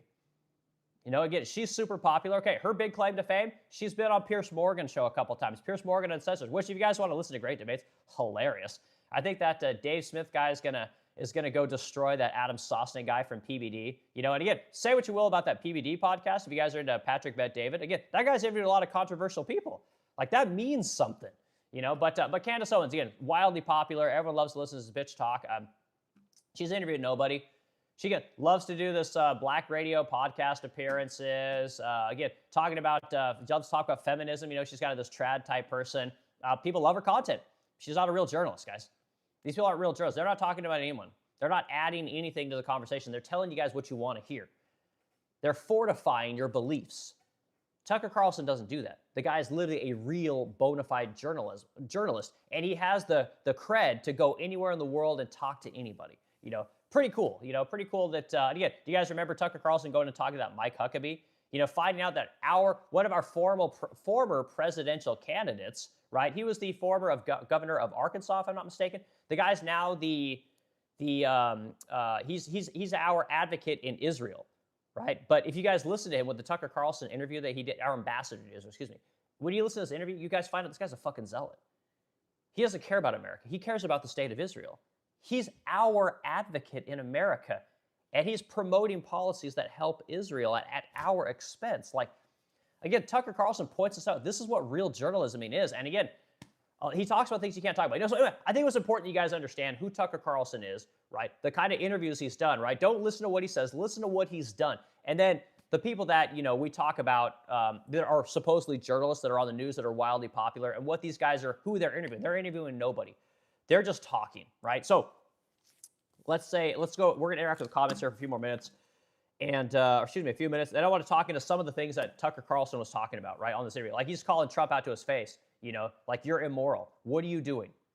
Some of the great quotes that, he's talking about Donald Trump saying things like, we're going to go take their oil. We're going to go steal from another country because we can. It's like, who the fuck ever taught their kid that? Did you guys teach your kids that? Well, if you want something, go take it. Like, no, we say that in business when we do it the legal way. We don't just go take that person's shit. Oh, you like that person's television across the street? Well, just fucking go rob them. Okay? The moral and ethics in this country are dying. And again, we think that, oh my God, well, America, yeah, we're just gonna we're gonna go snatch the leaders out of another country. This is great. Awesome. Like, what are we teaching the youth? What are we teaching the next people that are to come to America? What are we teaching the rest of the world America stands for? What we stands for, might is right. Do you guys really want to live in that world? Have you guys ever seen someone get the fucking shit kicked out of them and not be able to stop? This happens. You'll see some guy get the literal shit kicked out of him because he doesn't know how to quit. Okay? We got a situation like that going on in Iran. And if you think that when we go over there and we beat the fuck out of these people, that they're not going to remember, that the people aren't going to see what we're doing, like, we're not always going to be number one, guys. And guess what? When we're not number one, it's going to get bad. And we don't want to put that shit out there. We don't want to be that country. We want to be the bully country. When Trump says, oh, look here, motherfucker, yeah, okay? That's great today, but what about tomorrow? Okay, this is what I advocate for. Okay, it's great that that corporations are making all this money. We got this great life here in America by outsourcing all the shit to the third world. We're getting all that cheap labor. We're bringing all these cheap products. That's great today. What are we teaching the people to come after us, right? And again, I'm a big advocate for furniture, right? So when I talk shit on the company like Restoration Hardware, and they're like, hey, look at all this money we're making. You guys have cheap credenzas, and you got cheaper bookcases. We're making all this shit over in the third world. Look at all these private jets we're buying, all these yachts we're buying. Look at all the jobs we're creating by buying yachts and by buying jets. Like, well, okay, well, what are you teaching the next generation of furniture makers? What are you teaching the next people that make the shit that you guys claim to make? Fucking Restoration Hardware. Gary Friedman, you fucking dirty motherfucker. What are you teaching people? You're teaching them that go be a branding expert. Go be a data analyst. You know, let's go make sure that we got safe air and safe drinking water. That's what we're teaching people. And we're doing it at the expense of the next generation. That's what we're doing, guys. And we're protecting these businesses that send the work to the third world by using the Fed to print money to prop up all the businesses here in America when they should fail. Whew. Okay, let's dig into it, guys. I appreciate you being here today. We're going to again, this should be a popular topic. I got a whole list of things I want to talk about with Tucker Carlson and this interview or this video he did last night, basically calling out Donald Trump to his face. You know, saying, what the fuck are you doing, dude? You're killing the morals in this country. You're killing the ethics of America. You're killing how the rest of the world sees us. You know, so all right, here we go. Going to the end, guys. You want your comments ready? You're gonna have to do super chats, super comments, all that fun stuff. All right, Titan says, hold on, sorry, Titan. I'm gonna go back. We're scroll back, and I gotta go back to like 10 comments, and this is what we're gonna go after. All right, Titan saying, don't spam the chat. Yes, guys, again, your comments are just gonna be deleted. We don't have no low quality comments here, as few as we could possibly get. We don't respond to, I like this, I like that. You suck, you're amazing. You gotta put a comment in there and then give a reason why. You have to give something someone else can interact with, okay? You're not looking for thumbs up here. All right, let's see, this is, who is this? We got, this is Alex M, 1284. Haha, Donald Trump never said he was going to steal oil. Okay, all right. Okay, great. All right, Alex, are you being serious? Like, does anyone here in the chat really believe that Donald Trump didn't say anything to that effect? Hey, he didn't say exactly that. Okay, great. Or are you turning into Alejandro Mayorkas? You're going to say, well, technically, the definition of a secure border, you know, is, you know, thing A, B, and C as fucking illegals just stream over the border. Like, are you really going to be one of these people? Like, come on, man, you can do better than that. All right, let's see. This is Dohiwood or Dogio? I have to say your name, 7743. Yeah, as an atheist, we all think he has terrible morality. Again, you can be an atheist and understand morals and ethics. This is one of the things that we have to fight against. You guys live in this binary world. A lot of people live in this binary world, right? Oh my God, if you don't support the war, you must hate the military. If you think that we shouldn't be in Ukraine, oh God, you must hate our country. You know, it's like there's nuance to everything, guys. I think we could all kind of agree on that you can be a moral and an ethical person without being a super religious person. I think we can all, like, that's safe, right? We can still do that in America. All right, let's see, Rainy Girl, 65, America's number one. Hell yeah, America's number one, Rainy Girl. Appreciate your comment. Thanks for being here. Alex M, 1284, Tucker is well known, but that doesn't mean he would be a good president. Yeah, no, that's fine. That's fair. That's a fair point. I think that we need someone who's willing to do the hard thing, right? We need someone that has a body of work that matches their rhetoric, right? And again, Trump was supposed to be this thing. Trump sold the message really well. Again, I love what this guy's message. The problem is that when he started his second term, he didn't do anything as he ran on, you know, or he did very little. And again, earlier in the cast, you guys will have to go back. We went through, basically graded everything that Trump ran on, right? It's basically his top 5 issues. Top 5: closing the border, mass deportations, tax cuts, bringing back law and order, tariffs, and then I guess there's 6 of them because he also said ending foreign conflicts and getting us out of these foreign entanglements, right? And again, he's failed spectacularly on most of it. Again, closing the border, he did great. Tax cuts, got it. Everything else has been mid at best, as the youngsters would say. All right, Eric Powell's here. Eric, good to see you, dude. Eric Powell, 7547. Tucker usually is civil, but he justifiably checked Trump for that Easter tweet. Yeah, man. And I said that's one of the things. That's the reason I put this thumbnail up, and I want to talk about Tucker Carlson today. Because again, I said I'm not one of these sycophant people. Oh, Tucker's always right. Tucker's amazing. Blah. I'm not that person. I'm just saying, look at the body of the guy's work. That's like, and when I tell you guys, like, look at what I've done, right? When I talk about furniture making, okay, I tell you guys, hey, just go look what I've done. Like, you don't think that I know what I'm talking about? Like, go look at the business that I built, right? Again, Tucker Carlson is the same thing. When he says he's a journalist, he goes and does journalism. Most of the people in journalism today aren't real journalists. They're opinion people. And again, they're talking to an echo chamber. Their body of work is mid at best, So anyway, but yeah, Eric, I agree with you, man. That he went hardcore, hard as fuck is exactly how I would put it. And again, got me really excited for people being willing to challenge President Trump. And again, when Trump goes out there, oh, MAGA loves me, I'm 100%. And the guy just believes the hype, and it's a little bit frustrating. Again, I'm a 3-time Trump supporter here, but the guy lives in a world that I don't know. I don't know where he gets his information from. I don't know what his worldview comes from. Again, does he just have people giving him what he wants to hear? Is he basically like a president in Fox News, like a president in CNN? Is he just surrounded by opinion and yes men? It's really very weird, So man. All right, Eric Powell, good to see you, dude. See, don't buy cheap shit. Randy Girl 65. I don't know who you are. What do you do? Where do you live? Right? What's your industry? Tell us a little bit about yourself. You have to give us real specifics. Like, what state are you in? Tell us what your industry is. I gotta tell you guys all the time. Put your income in there. What do you guys make? I want to know what people do. It's very important that we kind of understand, the salaries, and this has nothing to do with this particular topic, but I talk about this in a lot of my streams. I want to know what you guys do. Let me know. Let me know what states you guys are in. Randy Girl, good comment. Yeah, don't buy cheap shit. I tell you guys all the time. As an American furniture maker, as an American business owner, everyone says, oh, well, you can't buy American stuff. Your stuff's expensive. It's too expensive. American things are expensive, right? Again, what they've sold you guys is that you need that cheap Chinese shit because you can't afford things that are made here. Like, you can't afford to buy something from your neighbor because it's too expensive. He wants too much money. She wants too much money. And I'm here to tell you guys, if more businesses had to deal with the populations that they have here in America, had to deal with our regulations, the cost of your goods would actually go down from a regulatory standpoint, and your wages would go up. Because, again, they can't manufacture the stuff in the third world. They got to pay you guys, right? And if you don't let them bring the third world in here, that's less competition for you. You have the access to a higher salary. Because again, the American businesses have to deal with the companies the citizens that we have here in America, and that's not the case today. And again, they diluted, or I won't say diluted, they hoodwinked all of you people into thinking that, well, hey, I'm going to go to college, I'm going to get a degree, I'm going to go work in an office, I'm going to go be a designer, I'm going to have fun at work, I'm going to go, have the corner office with the view, and again, it happened for a few people, and it happened more towards the early 2000s. It's happening less and less today. 51% of all people that got college degrees at this, 51% of all college graduates and people that have recently got degrees said that it wasn't worth the time or the money. So the idea that everyone's going to go to college and earn a fat salary and get the American dream is no longer true. Right? I'm not saying that working in a factory is better. I'm not saying that working on the job site is better.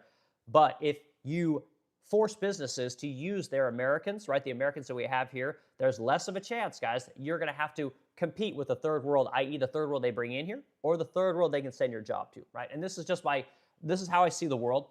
And again, I think it's better to buy something from your neighbor than to buy something from Dim Sum or whatever the hell the guy's name is over in China. I just think it's better for our country. I think it's better for our ethics. It's better for our morals. It's better for everyone. So, okay. All right. This Arcady Sitsico. The U.S. is gone, just going through the stages. Yeah, maybe. I think America may come back. Again, I think that if we teach people how to do things, we teach people how to make things in this country again, we teach people how to fix things. We go find the people that decided that engineered obsolescence was a good thing. We go find these people and we string them up and we publicly hang them. I think that would be good for this country. The people that, again, promoted safety culture, the people that promoted, college degrees above everything, the people that promoted white collars better than blue collar, the people that promoted if you don't go to college, you're a loser, you failed in life. If we find those people that were pushing that message for my entire life and we deal with them, America's going to move in the right direction. America's going to move back to being what it used to be. And again, we might say, well, this is moving backwards. I think this is progress. I think that, again, the world that we've created here in America doesn't work for enough Americans anymore. And again, doesn't get young people excited about entering the workforce, doesn't get young people excited about having kids. The messaging and the things that we've pushed in this country for the last 20 years have crushed the American dream. It's the reason that the first-time home buyer is 40 years old today. The first-time home buyer is about 5 years past when women are actually able to have kids in a normal way. If 35 is the age where, basically 18 to 35, I said that incorrectly, 15 to 35 is this window that women are supposed to be having kids, right? If we take that window and then we trade it for a career, and then we trade it for being able to buy a home starting at 40 years old, guess what? You don't have kids. Doesn't work. And that's the thing that's killing this country, guys. It's, again, we sold everyone on this idea, like, oh, girl, go get a career. You don't need no man, go be a titan of industry. Go get that bag, baby. And you let the Fed, right, print money for decades, devalue the dollar. So again, when you come out of college, you got that degree, you're supposed to go make that money. You're going to start that living the American dream. Can't fucking buy anything. All you can afford is an apartment. You can't afford a nice car. You can't afford to go on vacation. You can't afford to save for retirement. You can't afford to have kids. I mean, how many stories are we hearing out there, here and there today, guys, where, again, people aren't having kids because they're too expensive. They're a burden. It didn't used to be this way, guys. You had kids because you needed kids. Today, kids are a fucking accessory. I see it all the time. Oh, my kid goes to Harvard. Oh, my kid goes to Yale. It's disgusting. Like, what I think about kids for as a business owner is I think, man, I need some fucking labor. I need these little motherfuckers to take this thing over for me so that maybe dad can collect a couple $1,000 for retirement. You guys can run this thing and then you can give it to your kids. We don't think that way today. We think, oh, God, that's old world thinking. Oh, my God, Eric, you're such a troglodyte. That doesn't exist anymore. Okay? I don't think that, So anyway, sorry, guys, I'm running my mouth here. Let's go to the end of the comments and scroll back. You guys can get me going. Mike Murphy's in here. Mike Murphy, good to see you, dude. All right, Mike Cherry, let's see what you got. Oh, hold on, Mike. We got Andrea in here. Andrea Rain, I think you were in here yesterday. Thanks for coming back. 3964. I'm Trump voted to annex and threaten our allies. Sounds about right. I'm Trump voted to annex and threaten our allies. Okay, well, Andrea, get what you want, man. I appreciate putting your comment in there. And again, what you like about what Trump's doing. This is what I want to see in the comments, guys. You need to add what you like, what you want to see. So appreciate the comment, Andrea. Again, I don't agree. This isn't what I voted for, and I don't believe this is what Trump ran on, But whatever. You guys can argue. Like, Trump's talked shit on NATO for a long time. The problem is that we've never left NATO. It's always talk, right? And now Trump's talking about, again, leaving NATO, but he's doing it after he fucks up the world. Okay, this is not leadership. This is not how America operates. You want to do something, great, do it, but you don't do it when there's a big major problem that you created. You fix the problem, and then you go deal with the other problem, But again, Trump doesn't want to do that. So, but Andrea, again, I love your comment. Thank you so much. All right, Mike Cherry says, in order to get your reputation back, because it's gone, you need to find someone like Prime Minister Mark Carney. Oh God, dude, isn't Mark Carney the guy that like debanked everyone? Like, isn't he that guy during COVID when all those truckers were up there? He literally was like threatening to arrest all those people. Like, is that the same guy? Am I remembering this correctly? Because that sounds like an authoritarian to me. That doesn't sound like it's very American to me. And again, maybe I'm thinking about someone different. Is that who you guys have right now? Is that guy that's trying to talk shit on Trump? Maybe I'm thinking about maybe I'm thinking about someone different. Maybe that's your prime minister today. But again, go look at how Canada's being ran, guys. Do you think, Canada, like from a debt standpoint, you guys are crushing it. Like the debt to GDP thing, America could learn a lot from you guys. And again, one of the things about Canada is Canada exports a lot of shit. Canada makes a lot of things. If you guys don't know this, Canada is, I believe, the #1 importing country into America for hardwoods and softwoods, and also aluminum, and also oil. So Canada is a major trading partner with America and a very important neighbor. And again, a country that we really should work with. One of the things that Canada is really fucked up on, though, is that their quality of life and their cost of living is like makes America look like Africa. Like your guys' cost of living up there is insane. Like no one can afford homes in Canada. Everything's out of control. Again, your welfare state, a little bit overhyped. There's a lot of issues there too. But again, like I said, we can all work on our problems. I'm not trying to spit fire at you guys. Like you guys are dealing with your own shit. But again, America's got a lot of problems. So, but again, Mike Cherry from Canada, love you being here, dude. All right, true. Okay, hold on. Andrew again says, dude, he's night and day different than his first term. Yeah, you're 100% right. But again, Trump had an existential threat during COVID. This was something that was thrust upon him. Trump is literally creating problems with the world so that he can then be the solution. He wants to get on Mount Rushmore, and it ain't going to work. He thinks that he's going to bring peace to the Middle East. He's going to convince people in Iran that basically, they're going to want Starbucks, they're going to want McDonald's, and everyone's going to want money, right? Money isn't the solution to everyone's problems. I'm here to tell you this. Like again, you can, you guys know this, but yeah, he's night and day different. But again, Trump's creating problems so he can solve them, and this is wildly frustrating. All right, Yakov 6Z, true journalism doesn't blatantly lie for a story. Give up the TDS delusions and come back to reality. Okay, well, again, you said a lot there, dude, but give us some examples. Give us some examples of true journalism, right? Give us some examples of what the Trump derangement syndrome stuff is like. Give me some actual stuff to work with here. But Yakov, I appreciate your comment, dude. All right, Michael Johnson, 2000. People are going to blame him for helping. People are going to blame him for helping Trump get in. You're crazy if you think different. People are going to blame him for helping Trump get in. Okay, who are these people? Who are you talking about? You got to give us some more to work with there, Michael Johnson. All right, Kristen, 2629. You said he needs to be impeached for what? Yes. So the truth is that Trump needs to be impeached because, in my opinion, because he's going too far, too fast, and he's destroying this country from within. He's also destroying the rest of the world by making everyone America's enemy. Okay, you can't fight everyone, guys. And again, you got to pick and choose your allies. And you got to do you guys want Europe as an ally, or do you want the Middle East? I mean, this is really what's going to boil down to, guys. Do you want people that have gold-plated toilets and literally make their money from one source of income, i.e., oil? Do you really want these people being your friends? Again, one of the reasons that I think Donald Trump is siding with the Middle East on this issue, do you really want a country like Israel being your friend? Okay, like God, with friends like Israel, who needs enemies? It's like Jesus Christ. Like you guys have to see kind of what's going on with that little tiny country in the Middle East. But again, do you really want friends like Saudi Arabia and Qatar and Abu Dhabi? Like again, I like these places, right? But you got to understand that the only reason that they have influence over us isn't because of their oil, guys. It's because of their money coming in supporting all the AI companies. This is the whole thing that's going on in the background. I don't think people understand this. It's that money that basically $3 trillion that have been pledged to American AI businesses, right? That are literally propping up our economy right now, right? That's why we're in league with these people, because we're not getting our oil from there anymore, guys. We get 6% of our oil from the Middle East, okay?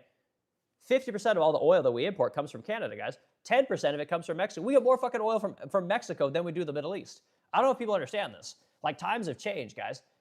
The Middle East isn't what it used to be. And again, I talked about it yesterday, what I think is really going on behind the whole oil and energy and gas thing. You guys don't have to believe me, but again, as a normie dude, like the picture's clear as day to me. Like the play at the end of the day is China, and then the final boss is Russia. So, but again, who do you guys want your allies to be? Do you want to be allies with monarchies? Which is all the Middle East is, right? And you can talk shit on Britain, whatever, like they like their monarchy. But is this who you really want your allies to be? Again, we talk about as a country, oh my God, we're for capitalism, we're for democracy, okay? It sure seems like we're not siding with a lot of democracies, right? Oh, Israel's the only democracy in the Middle East. Okay, great, I'll give them that, right? But do you guys like buying your shit from China? It's literally called the fucking CCP, guys. The CCP doesn't stand for cheap Chinese products. It stands for the Chinese Communist Party. Okay, you guys like buying your furniture from Vietnam? This is a communist party, guys. This is a socialist country. Who do you guys want your allies to be? Where do you guys want? I mean, as a country, at some point, guys, we got to fucking stand for something. If all we stand for is nothing, we're in deep shit, guys. And it seems to me like a lot of people are just hoodwinked. They see the surface level stuff. They don't see what's really going on down below, and so man, good comment, dude, but man, I don't know, man. Trump just isn't. He's trying to reorient the world, right? He's trying to create problems that he can fix. Like, this is an impeachable offense, guys. Like, I'm sorry, you cannot give aid and comfort to your enemy. You can't do that. And that's exactly what this guy's doing. You cannot snatch leaders out of countries. We are better than that. We're better than that. And again, Trump is wildly unstable. And Tucker Carlson called the guy out. He says, what do you do? What are you doing talking about it's going to be bridge and power plant day? Like, what the fuck are you talking about? Do you know who you're the president of, dude? Like, this is America. We stand for better than this, right? And I'm not one of these guys that I don't really give a fuck about war crimes. I could care less. But when you want to say, oh my God, it's going to be bridge and power plant day, like, oh, well, London Bridge is full. We're just going to start knocking over, power plants and fucking bridges. Again, there are civilians here. Like, again, we act as a country like, oh God, it doesn't matter if you destabilize Syria, if you destabilize Sudan, right? If you destabilize Libya, what's the problem? It doesn't hurt America. Well, how about the millions of fucking people that no longer have infrastructure? How about the millions of fucking people that have to go into literally another country? I've hired people that have come in from these destabilized countries, okay? It ain't fucking pretty, guys. But keep buying your fucking cheap Chinese shit. Keep talking about how great it is that we're fucking, we're fighting the terrorists and we're going over to conquer the enemy. America, fuck yeah. There's more going on, guys. And we don't see that. It's just nothing but these fucking sycophant people, basically saying, oh my God, this is great. I love Trump. I love when he goes and fucks up these other countries. America, fuck yeah, okay? I'm going to tell you guys, there's more going on here, okay? And when Trump goes on Easter, talking about how, what the fuck are you guys doing? Tucker's right. How dare you talk that way on Easter? Again, how dare a president talk that way? Trump talks about like he's at the fucking, he's like he's going back to grab by the pussy comments. He's in the locker room all the time. Okay, and again, like I said, I don't like Barack Obama, but you got to give that guy credit, man. He was a statesman. Our allies love this guy. And then, the people that, the low IQ people are going to be, oh God, people like him because they were taking advantage of us. I don't think that's true.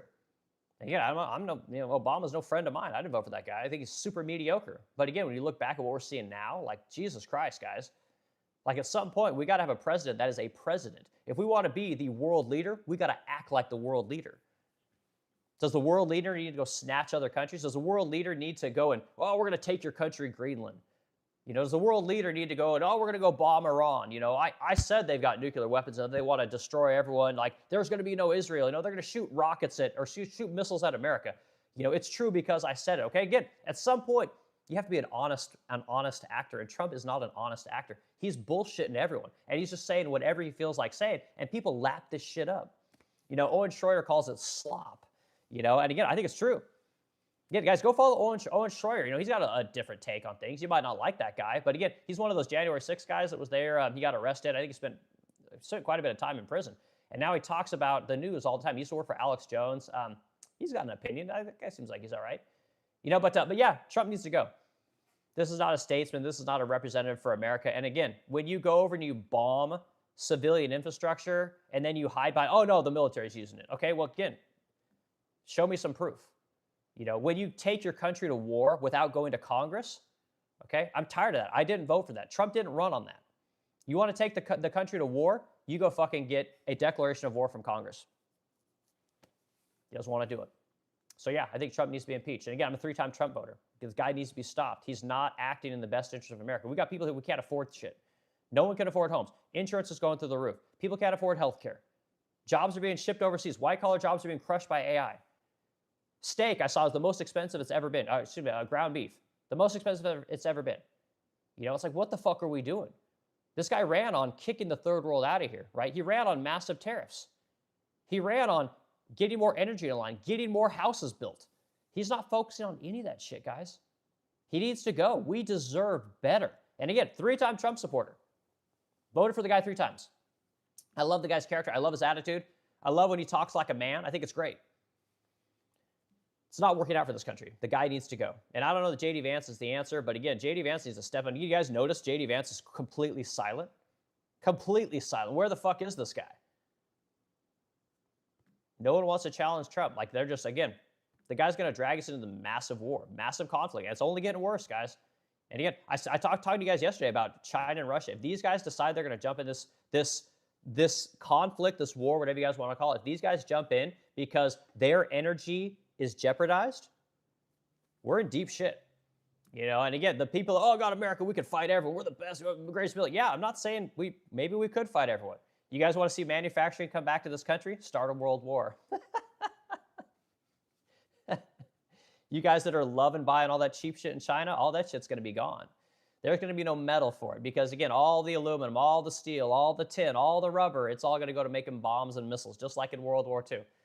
I don't want that for this country. And again, Donald Trump is pushing us in that direction because the truth is he can't fix the homeland. He can't fix America.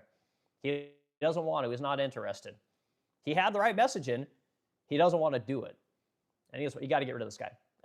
He's completely unstable. Okay, going back to the comments again, guys. We got so many comments in here. I can't keep up. It's gonna take super chats, super comments, or whatever they call those things. I forget what they're super gifts. I think is what they're called. All right, ITS student 2.0 back in here. Good to see you, dude. Whatever we love Trump, you can't convert anyone to being a lefty. Yes, Obama is loved simply because he is a Muslim as well. Okay, well, I don't know about any of that. Again, like I said, I'm not an Obama supporter, but at the end of the day, Obama got along with everyone. Again, great statesman, good. I think he was a good representative of America. You know, so I don't like his policies, but again, we need a little bit more of that in our president today. And again, I'm the guy that talks about we have to continue to vote left, right? We need to go as left as we possibly can because we need to get a right-leaning person here that will actually do what he says he's going to do. And I haven't seen that person yet. I don't know who that person is. He hasn't shown himself. Maybe it could be Tucker Carlson. I have no idea. I would vote for Tucker Carlson in a heartbeat because he's authentic, he's real, and he does the work. You know, I think he actually loves this country and believes what he says. Trump campaigned on one thing, did another. Okay, that's a bait and switch, right? That's, in my opinion, that's a charlatan. You know, and it sucks. It really sucks as a Trump voter. As an American business owner, what I see happening in this country with the Fed and the constant printing of money, pitting poor people against rich people, blue collar people against white people, white collar people, I hate it. Not making young people get excited about being in America, not getting young people excited about, you know, owning a home, buying a car, going on vacation, having kids, people having kids, having grandkids, helping the youth move forward, teaching the youth something that's going to help them make their lives better. I don't see that happen today. It's wildly frustrating. All right, Mike Murphy. If I had a choice out of Trump or Obama right now, I'd pick Obama hands down, Obama without a doubt. Yeah, and again, I don't know that I would pick Obama from a policy standpoint, but just from a straight statesman, so as a representative of this country, yeah, like wildly better. And again, if you guys want to look at the numbers on deportations, Obama has deported more people in his presidency than Donald Trump has in his, okay? And Obama wasn't running on deportations. So say what you will about the guy. The guy followed the law, right? And the guy was actually the deporter in chief. Trump doesn't want to do it. Trump has all the money to deport everyone. He doesn't want to do it. Obama did it just because it was the right thing to do. Like, again, I'm not an Obama supporter, but if you guys think that Trump's doing what he said he was going to do when he campaigned to be president, like, again, you should all feel, stabbed in the back. This is how I feel. I literally feel stabbed in the back by this guy, So Mike Murphy, man, I agree with you 100%. I don't know that I would want Obama to be president, but God damn it, you make a good point. All right, Harley Quinn, 605, man, I love your name.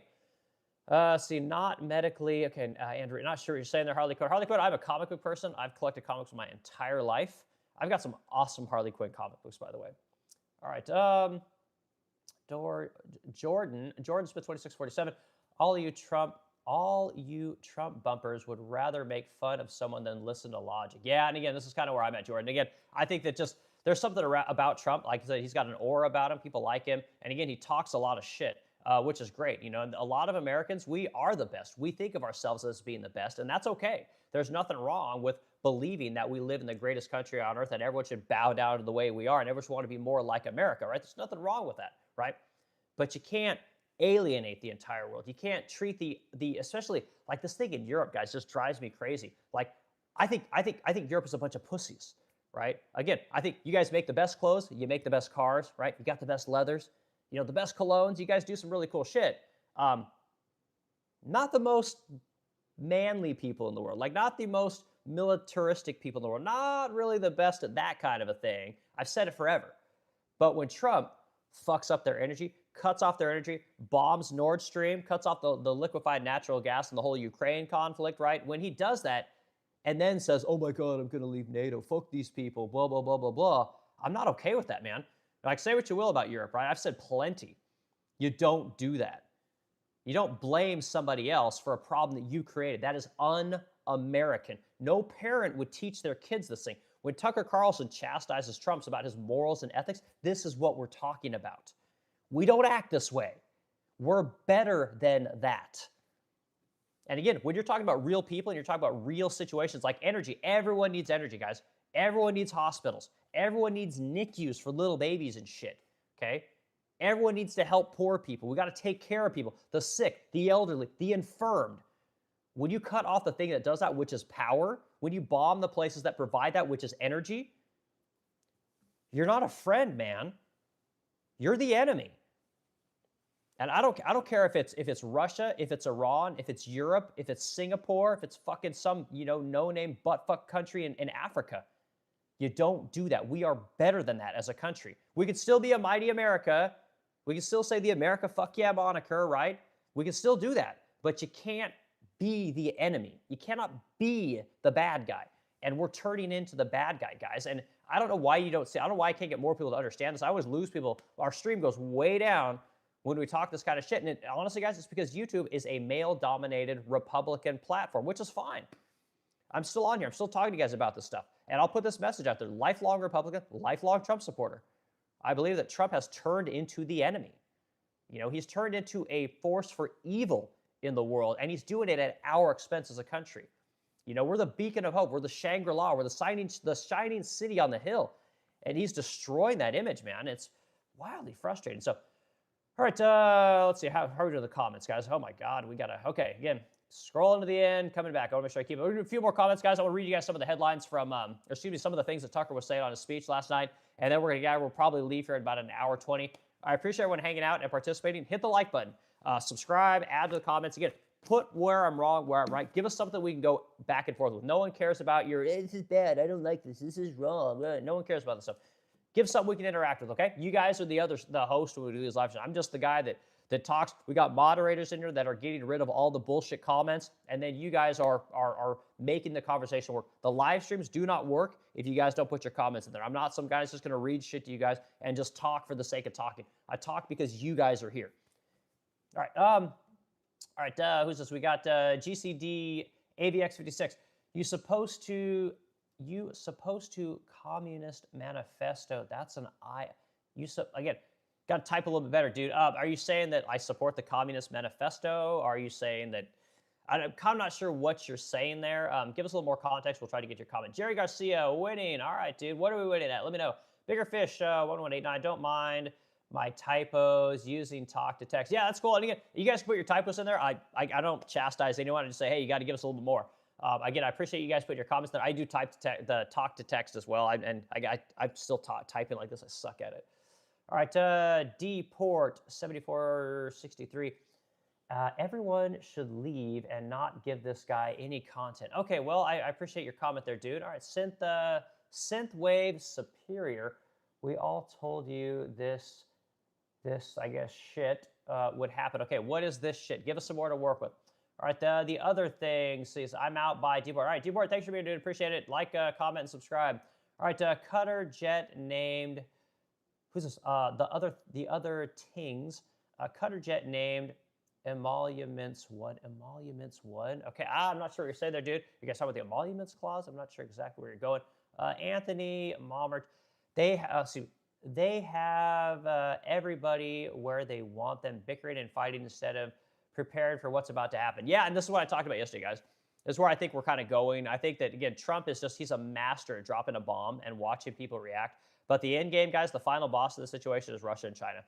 When Trump goes over and snatches the oil in Venezuela, talks about snatching minerals out of Greenland, goes over to Iran, right, wants to conquer them, make sure that Saudi Arabia, Qatar, Kuwait, Iraq, all these countries are beholden to America, are going to support the American way of energy dominance. He's trying to draw China and Russia together because what happens is China is getting 11 to 14% of their oil came from Venezuela, gone, right? They're getting 28% of all their oil comes from Iran, gone, right? So Trump is slowly squeezing China, right? He's slowly squeezing where they get their energy from. And again, if China only can get its energy from places like Russia and some of these other places like Malaysia and these other smaller countries, they're in trouble. And again, if you back China into a corner, you give them no choice. We've been building China up for 30 years, guys. They have a military because you guys buy all their cheap Chinese shit, right? They have a military and a massive military industrial complex over there because, again, you guys facilitated all that money over there. And you might say, oh, well, I didn't do it. Like, no, every time you guys buy an iPhone, it helps China, right? Every time you guys buy those cheap ABCD companies off of Amazon, those cheap bullshit t-shirts from Amazon, you're supporting China, right? If we back China into a corner, which I believe is Trump's aim, right, they're going to fight back. We've cut off 30% of all the oil this country can get, guys. So maybe China will work with America. Maybe they will get oil from these places because America allows it. But again, if China doesn't capitulate to what we want them to do, the only option for them is going to be existential, right? They're going to have to go fight for what they want. Because again, you don't see China just going and snatching fucking countries' energy. What they do is China goes in and say, hey, let's build up your infrastructure. Here, we'll give you guys some load. There's this thing called the Belt and Road Initiative, right? They're going over to Africa. They're sucking up all the cobalt, right? They're going over and they're making sure they got all the rare earths, right? They're going over, they're securing all of these resources through contracts while providing infrastructure to these people. They're doing it the right way.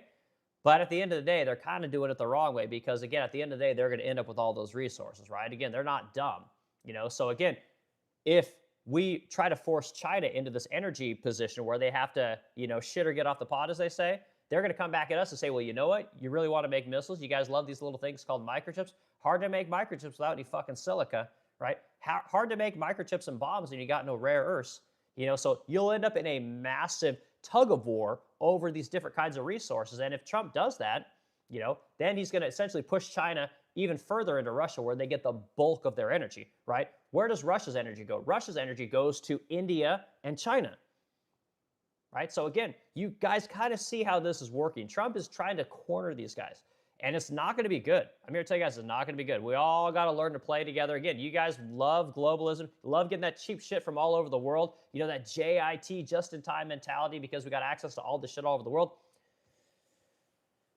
This is where it's going, guys. So I don't know if Anthony, you and I are saying the same thing, but I think you guys, I think you understand where we're going. I think hopefully you and I kind of agree. All right, the other things. Article 2, Section 4. All right, not sure what Article 2, Section 4 is. Get us a little more context, and we'll bat it around. All right, who's this? Phelps, Billy 7108. No, that's the problem. We have all the facts, and all you got to do is go off feelings. Okay, well, again, tell us what the facts are. I want to know what the facts are.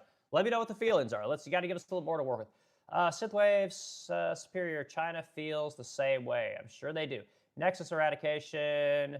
Sometimes we as Americans have to buckle down and pay a little bit more for gas in order to stop terrorists from uprising. Again, where are the terrorists, guys?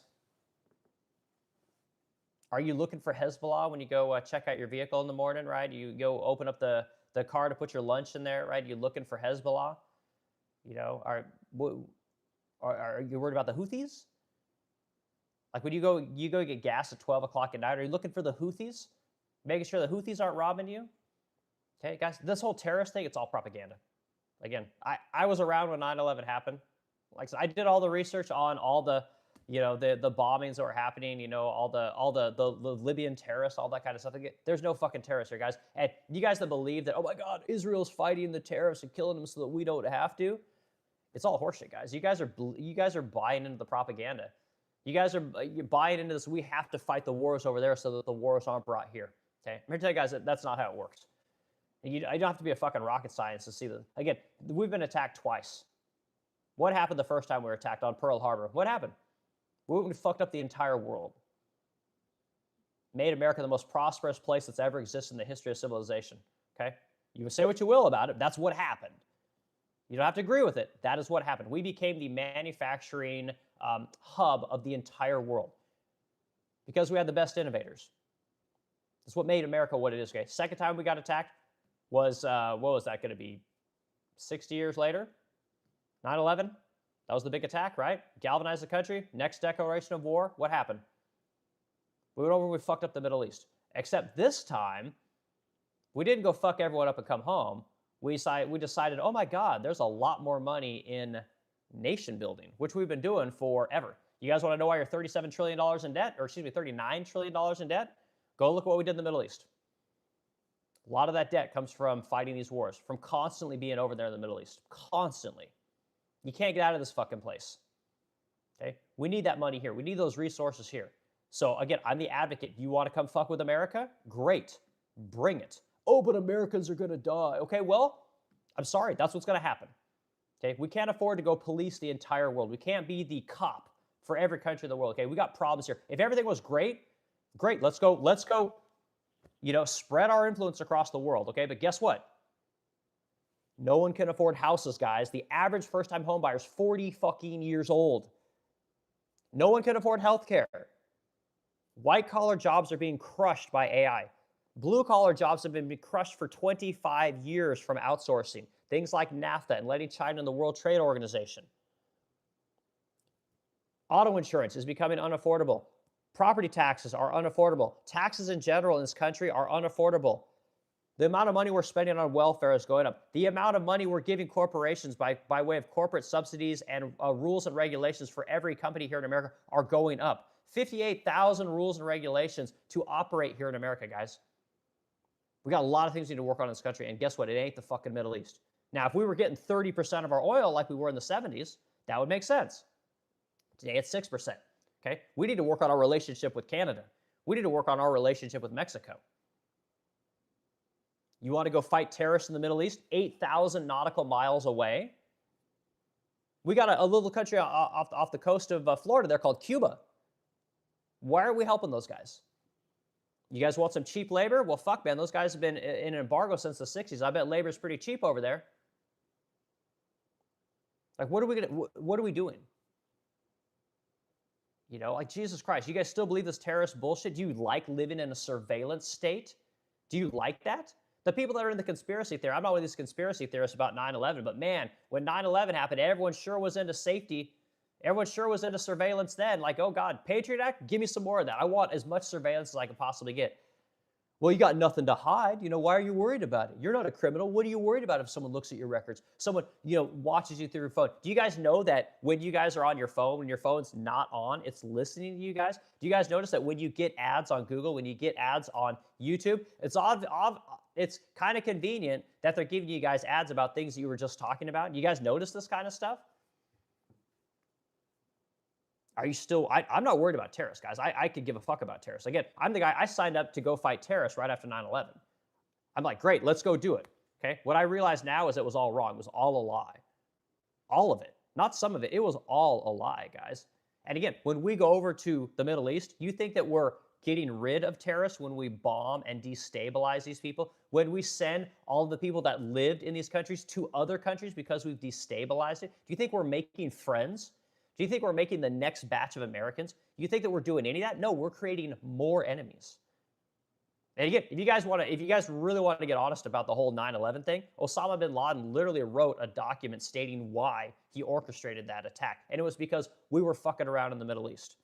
And you guys, then we got to go back and we got to talk about the 80s, right? We got to talk about the Iran-Iraq war, right? You got to talk about, well, goddamn, how did Saddam Hussein get all those gas weapons? Okay, those gas weapons were provided by America.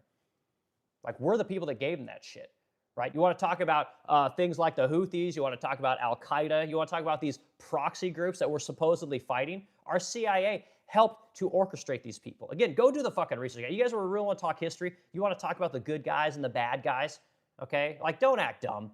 Don't act dumb. It's disgusting. Again, how this fucking guy who never graduated high school literally has to come in and fucking educate you people on exactly how this shit works. Like, you guys believe this shit.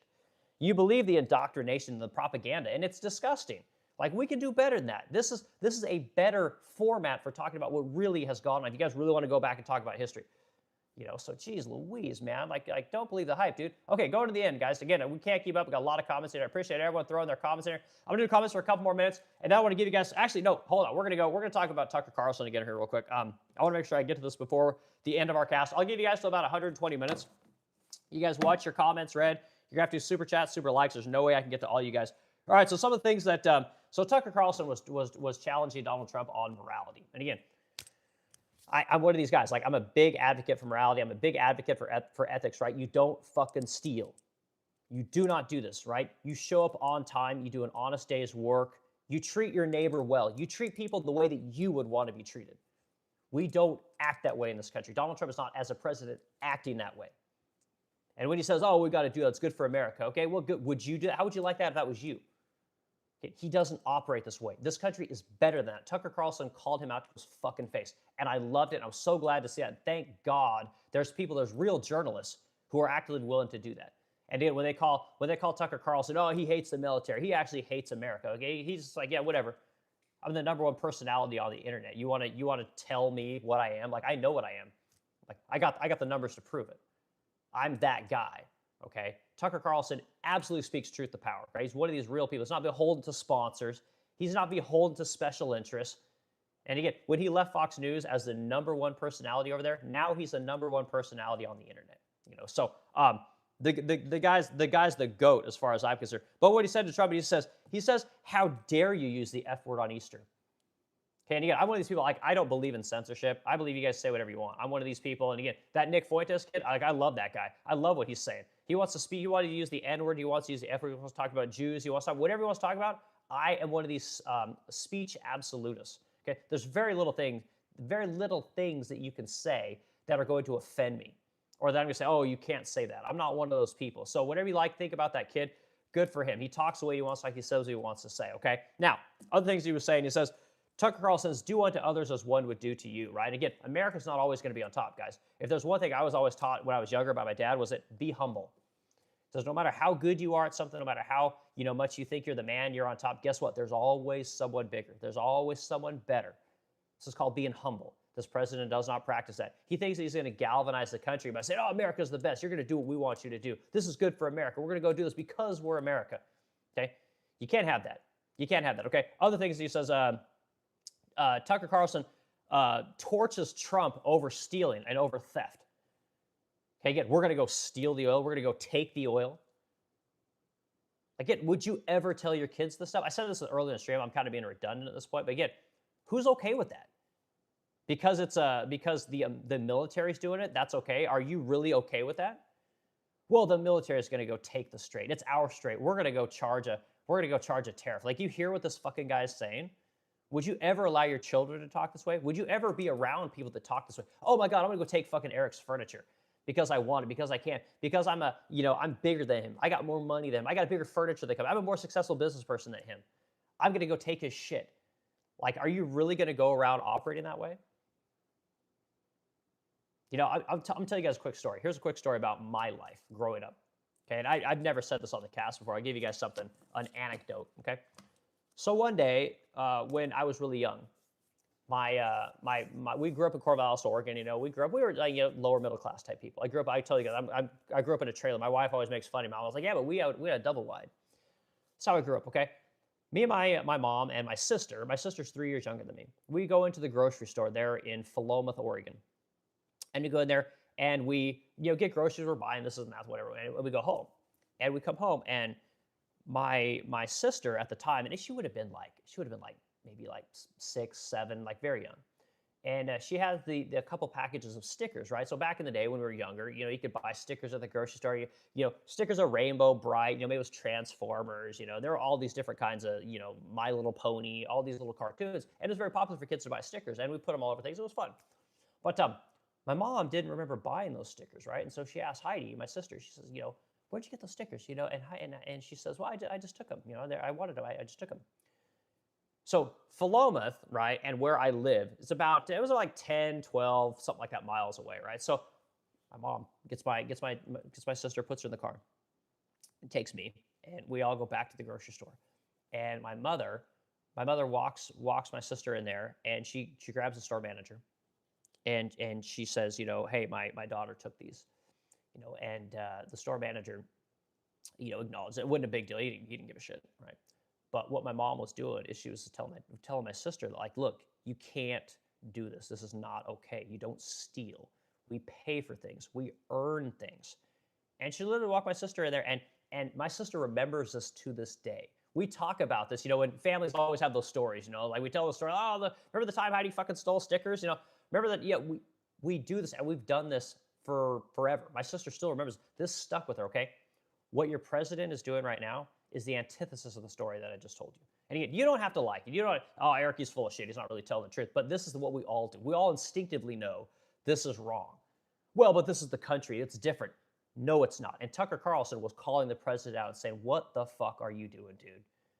We are better than this. We don't operate this way. We just go steal things from people. We don't go take things from people. We don't go bully people. We're not these people. We are better than this. And this is one of the things that frustrates me so much about this president. Absolutely frustrates the hell out of me.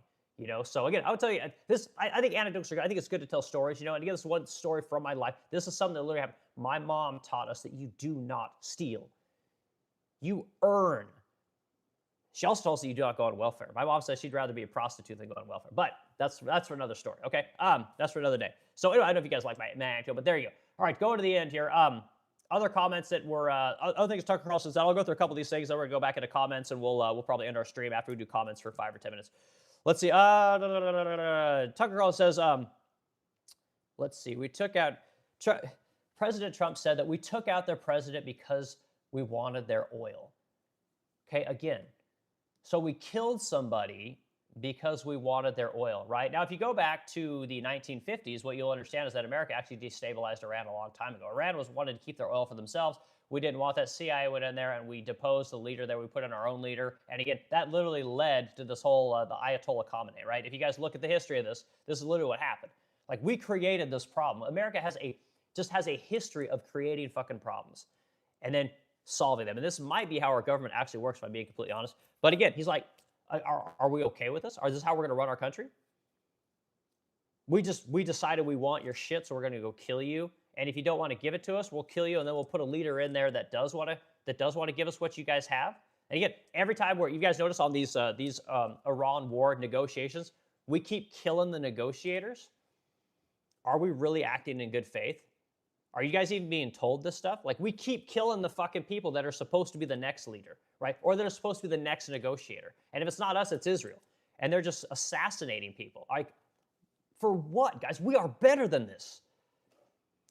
What kind of a country are we going to leave for the next generation? What are we telling the young people who don't know any better? What kind of a country we're going to have? What our country stands for? What our leaders stand for? You know, they look at what's coming, like what the leaders and their elders are doing today, and they're saying, "Oh my God, we just go kill people. We just go take energy. We just go steal things." You know, like, oh my God, as long as you don't steal, as long as you steal under $1,000, like, it's okay. You can be arrested 50, 60, 70 times. No big deal. You're just going to get let out. If I just tell the judge, "Hey, look at me. I'm black. I'm gay. I'm a woman. You know, I was abused as a child," they'll let me off, and I can keep reoffending. Like, what are we doing? Like, what are we doing, guys? Like, again, you can do better. You can expect better from your leader. You don't have to like Trump, right, to expect better from him. You don't have to agree with him to expect better from him. Like, it's so frustrating as an American, as someone who believes in the golden rule.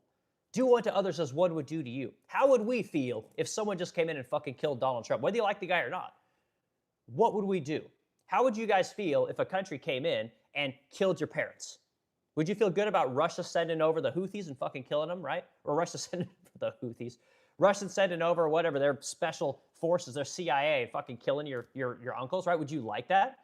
Last time that happened, guys, was 9/11, right? We knew someone who probably died on 9/11. People back when Pearl Harbor probably knew someone that died on Pearl Harbor. And guess what? The country's like, yes, let's go fucking kill all of them. Okay? We're doing that to entire countries. You think that we're making any friends in Gaza right now? You think that we've made any friends in Syria? You think we made any friends in Iran right now? Are we making friends when we go kill everyone? We're not making friends, guys. We're not making people love America. We are literally building up the next empire because we're cruel. We're horrible when it comes to going over to these other countries. Donald Trump knew this. He campaigned on what a shit show this was. Hey, we're going to bring that money back here. We're going to bring those resources back here. We're going to work on the American people. We're going to build up the American dream. We're going to build up our youth. We're going to give them good jobs. We're going to get them excited about buying homes, about having kids, about starting families, about having grandkids. We're going to bring the next generation up. We're going to tell them how great it can be. We're going to show them how amazing this country can be. And what we're showing them is that, you know what? Drop bombs. You want someone's shit? Go take it. If you're bigger, if you're stronger, if you're, tougher guy, guess what? Go get what's yours. Don't work hard. Don't worry about working hard. Just fucking take it. Don't worry about convincing someone that your ideas are better. Just go kill them. This is what we're doing, guys. I feel like the more I do these live streams, the more I'm realizing, like, this is going to be my message. It's going to be that we're fucking over the next generation by acting the way that we're acting. By printing all this money and showing them that money doesn't matter. You don't have to balance a budget. Who cares? Just print. Take from someone else, take from the millionaires, give it to the poor. You know, and again, if you want what we're talking about, right? If you want to build bombs, right? We need more money for war. Well, hey, we'll just take it from the poor. We'll cut more Medicaid, right? And then we'll use that to buy bombs, right? We want to give tax cuts to the wealthy people. Well, let's cut Medicaid by $1 trillion, right? And then we'll give that money to the wealthy people, right? Give us taxes. Give me a bonus depreciation tax cut, right? As a business owner. Like again, holy shit, guys! I don't know if I'm just getting old and I'm getting sentimental in my old age, but what I'm seeing is like I'm not happy with where this country is going and what it is the country that is creating for the next generation. I'm not happy with it, guys. I'm very frustrated. All right, Eric, what's Eric Powell saying? Eric Powell says, even though I hate what Trump is doing, I would probably still vote for him over Kamala. Yeah, that's cool, Eric, and that's real, man. And I appreciate putting that in. Anyone that puts their comments in, again, I always appreciate it. I would probably do the same thing with me. If those were my two choices, I would probably do the same thing. You know, and then again, that's the problem, guys. We just got shitty and shittier. These are our options, and man, it's so frustrating. You know, and that's why if I got to choose, at this point in my life, I got to choose between voting Republican and Democrat. As a lifelong Republican voter, I'm voting Democrat till I get a real Republican. Because at the end of the day, guys, it doesn't matter who you vote for. Doesn't matter. I thought we had went as far left as we could possibly go during COVID, as authoritarian as we could possibly get, right? When the government's telling me that they're going to shut me down because I'm not essential, that's authoritarian. When the government's telling me that, hey, you know what, you have to make sure all your people are vaccinated, otherwise we're going to fine you by way of OSHA, that's authoritarian. Okay? I'd never seen, like, you got to stay. When I was walking at the park during COVID and the cops are coming down telling all of us that we got to fucking go home, it's like, motherfucker, I pay your salary. This park, I paid for this fucking park. You're telling me I got to go home? Fuck you. You go home. I didn't think we'd go any further left, but apparently we didn't go left enough. Because the leader that we got, the Republican that was going to come help bring this country kind of back to the center, turns out he just wants to drop bombs. He doesn't really give a fuck about America. He doesn't care about American people. He just wants to make sure corporations got their tax breaks and their corporate carve-outs. He wants to make sure that the Fed will continuously print money to prop up all the asset holders, which are wealthy people, right? He wants to make sure that the Fed is going to lower interest rates so that America can take out new loans, right? And what's the word I'm looking for? Can roll over its debt with lower interest rates so that the interest rates on the debt we're currently paying will be less. He can look like a hero by fucking with the numbers. Instead of balancing the budget, which he has talked about at length, instead of balancing the budget and trying to get this country back into some kind of an equilibrium, he's not doing any of it. Fucking nothing. The tariffs, bullshit. He hasn't done any fucking tariffs. He hasn't helped average Americans be able to get better jobs by reducing regulations here. He hasn't helped Americans be able to build power stations, build bridges, build skyscrapers. Hasn't helped with any of it. And he was supposed to do it. He was the guy that's like, I don't give a fuck about your land acknowledgments, your fucking pronouns, right? You want to build a skyscraper? I don't give a fuck if you got women, if you got gay people. I don't care how many fucking trannies you have. He's that guy. He was supposed to kill all of that bullshit that makes everything impossible here in America. But he's not even doing that. Like, Jesus Christ, guys. Like, it's so frustrating. All right, Harley Quinn, 651, shame. I don't really care what other people say. All right, cool, Carly. I'm sure you said that, but that's good. Let's see. No, the people that prefer communism should read the Communist Manifesto. Never mind. Just, I'm sorry for my typos, man. This is GTV. No, you got a great comment, dude. People should go read about communism, right? You guys want to learn about communism? Go read up on Mao, right? Mao starved more people than anyone else in history. You wanna read up on communism? Go look at people like Joseph Stalin, right? Lenin, these kind of guys. Again, it was bad for everyone. But again, as business owners, as Americans, if we don't create a life that makes America work for Americans, that makes the quality of life affordable for most Americans, again, gets young people at homes, get young people excited about working, about creating products and services that other people want, need, and desire. If we don't do this, they will absolutely vote for communism in this country, 100%. And I wouldn't blame them. As a business owner, my job is to make sure that my fucking employees have a good life, that they want to come to work, that they want to make a good product, they want to treat me well because I treat them well. This is our job as businesses, guys, as business owners. This is what we're supposed to do. If we don't do this, you will get Mundani all over America. You will get socialism in this country. I guarantee it. It'll absolutely happen. And we're not doing anything to make capitalism look better than socialism right now. And it's just getting worse and worse and worse and worse because we refuse to do what needs to be done, which is curb the spending, give the people their tax money back, let people chart their own course. That is what America is supposed to be. America isn't 50% of your taxes go into federal, state, local, county. It's not supposed to be this way. This is what we got. And again, if you delude people into thinking that, well, you got to have universal health care, you got to have universal childcare, you got to have universal education. I fucking hear this all the time. You got to take care of the old. You got to take care of the poor. If this is what you tell everyone that we need here in this country, guess what? They're going to vote it. They're going to vote it. If you do not give it to them, if you do not give them an alternative to these things, they will vote for the person that will take from the people that have to give to the people that do not have. This is how voting works. And again, we always get these people in talking about, oh my God, communism is terrible. Socialism is horrible. Like, God, go read this, go read that. Like, great. So they're just supposed to continue down this fucking shitty road because the other road is shittier? Trust me, there's a lot of people saying, we didn't do communism hard enough. We didn't do true communism, okay? There's people out there that believe that shit. And more people are believing that shit. And if we don't provide a better solution and a better picture of what the future looks like, of what America stands for, you'll get it, guys. I guarantee you'll get, it doesn't matter how many of you guys fucking talk about, oh, read history, do history. No one's gonna give a fuck when they can't afford anything. When they're working 2 or 3 jobs to be able to pay for a fucking apartment, to be able to pay for the basics, to be able to afford a car, to be able to, and God, heaven forbid you got a fucking kid, like Jesus Christ. Again, the mentality around children is that they're a burden. We can't afford them. If we don't fix this fucking thing we have going on here in America, guys, again, you'll see it all. You'll see communism, you'll see socialism. You'll see the cement fucking high-rise housing that they have in China, that they have in Cuba. You'll see it in these places. So anyway, great comment, dude. I love your comment. And again, typos are more than welcome. Comment in context. Our hosts want to understand what you're saying. Yep. Again, thanks, Titan. Again, guys, we're at 130 minutes. I think I've done all I can do for you guys today. I appreciate everyone hanging out and participating in the conversation. Again, we'll do. Let me do 3 more comments, you guys, and we'll get in here. I wanted to talk about some more stuff, but I want to talk to you guys about the Cantillon effect, right? There's this economist.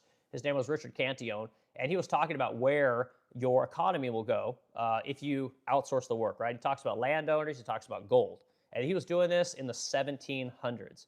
Okay, so I want to talk about this guy in a future podcast or future live stream because, again, I don't think enough people understand that we've been here before.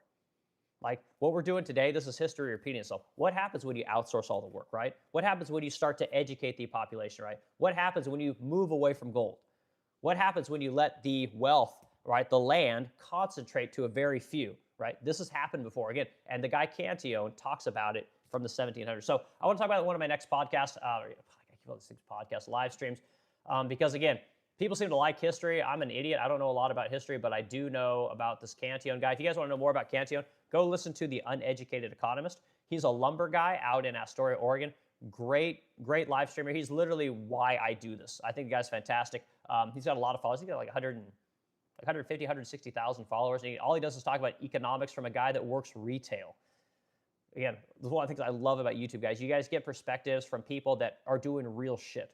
They're not just guys that go to college and live in the theoretical world. These people that actually do shit. So he talks about the lumber industry because he actually sells lumber.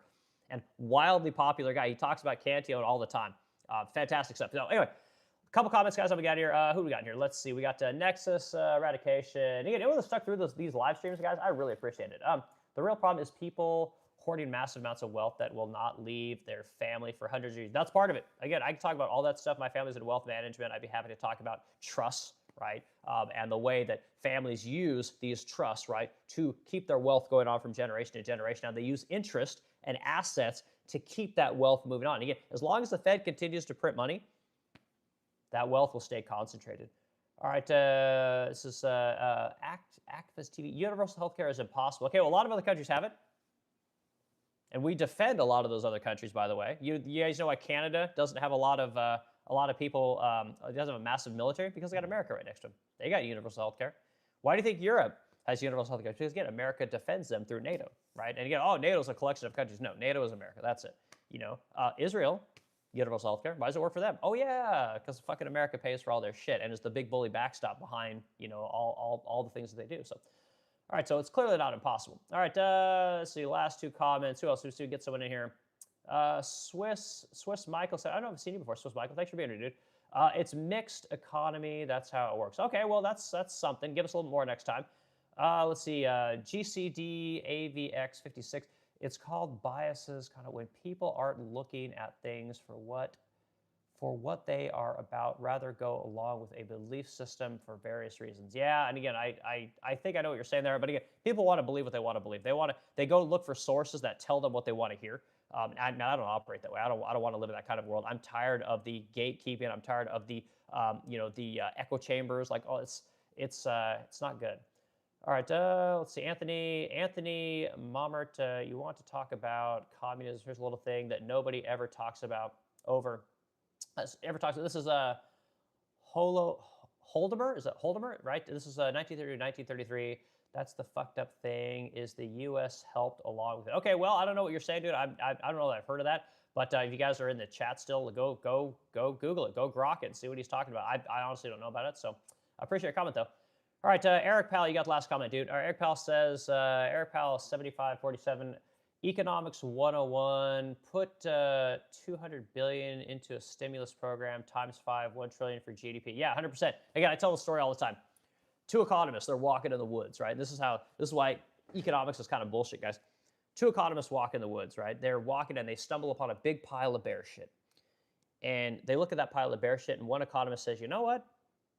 I'll sell you that pile of bear shit for $100. Economist says, great. Pulls out his $100, gives it to the other guy, right? Then the other economist says, you know what? I'll sell you back this pile of bear shit, right? For $100. Gives him back that $100, right? So $100 between the two of them, right, creates $200 in GDP.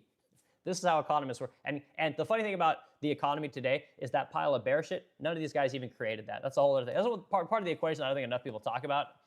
But that's the difference between an economy that works on finance and speculations versus an economy that actually makes shit and provides services. So, okay, guys, I got to go. I appreciate all your comments. And again, I'm sorry I can't get to all of them. It's just literally impossible. I appreciate everyone that conversated today. We will talk about Richard Cantillon. We'll talk about how the economy really works according to a guy that predicted everything we're doing today in the 1700s. So, you guys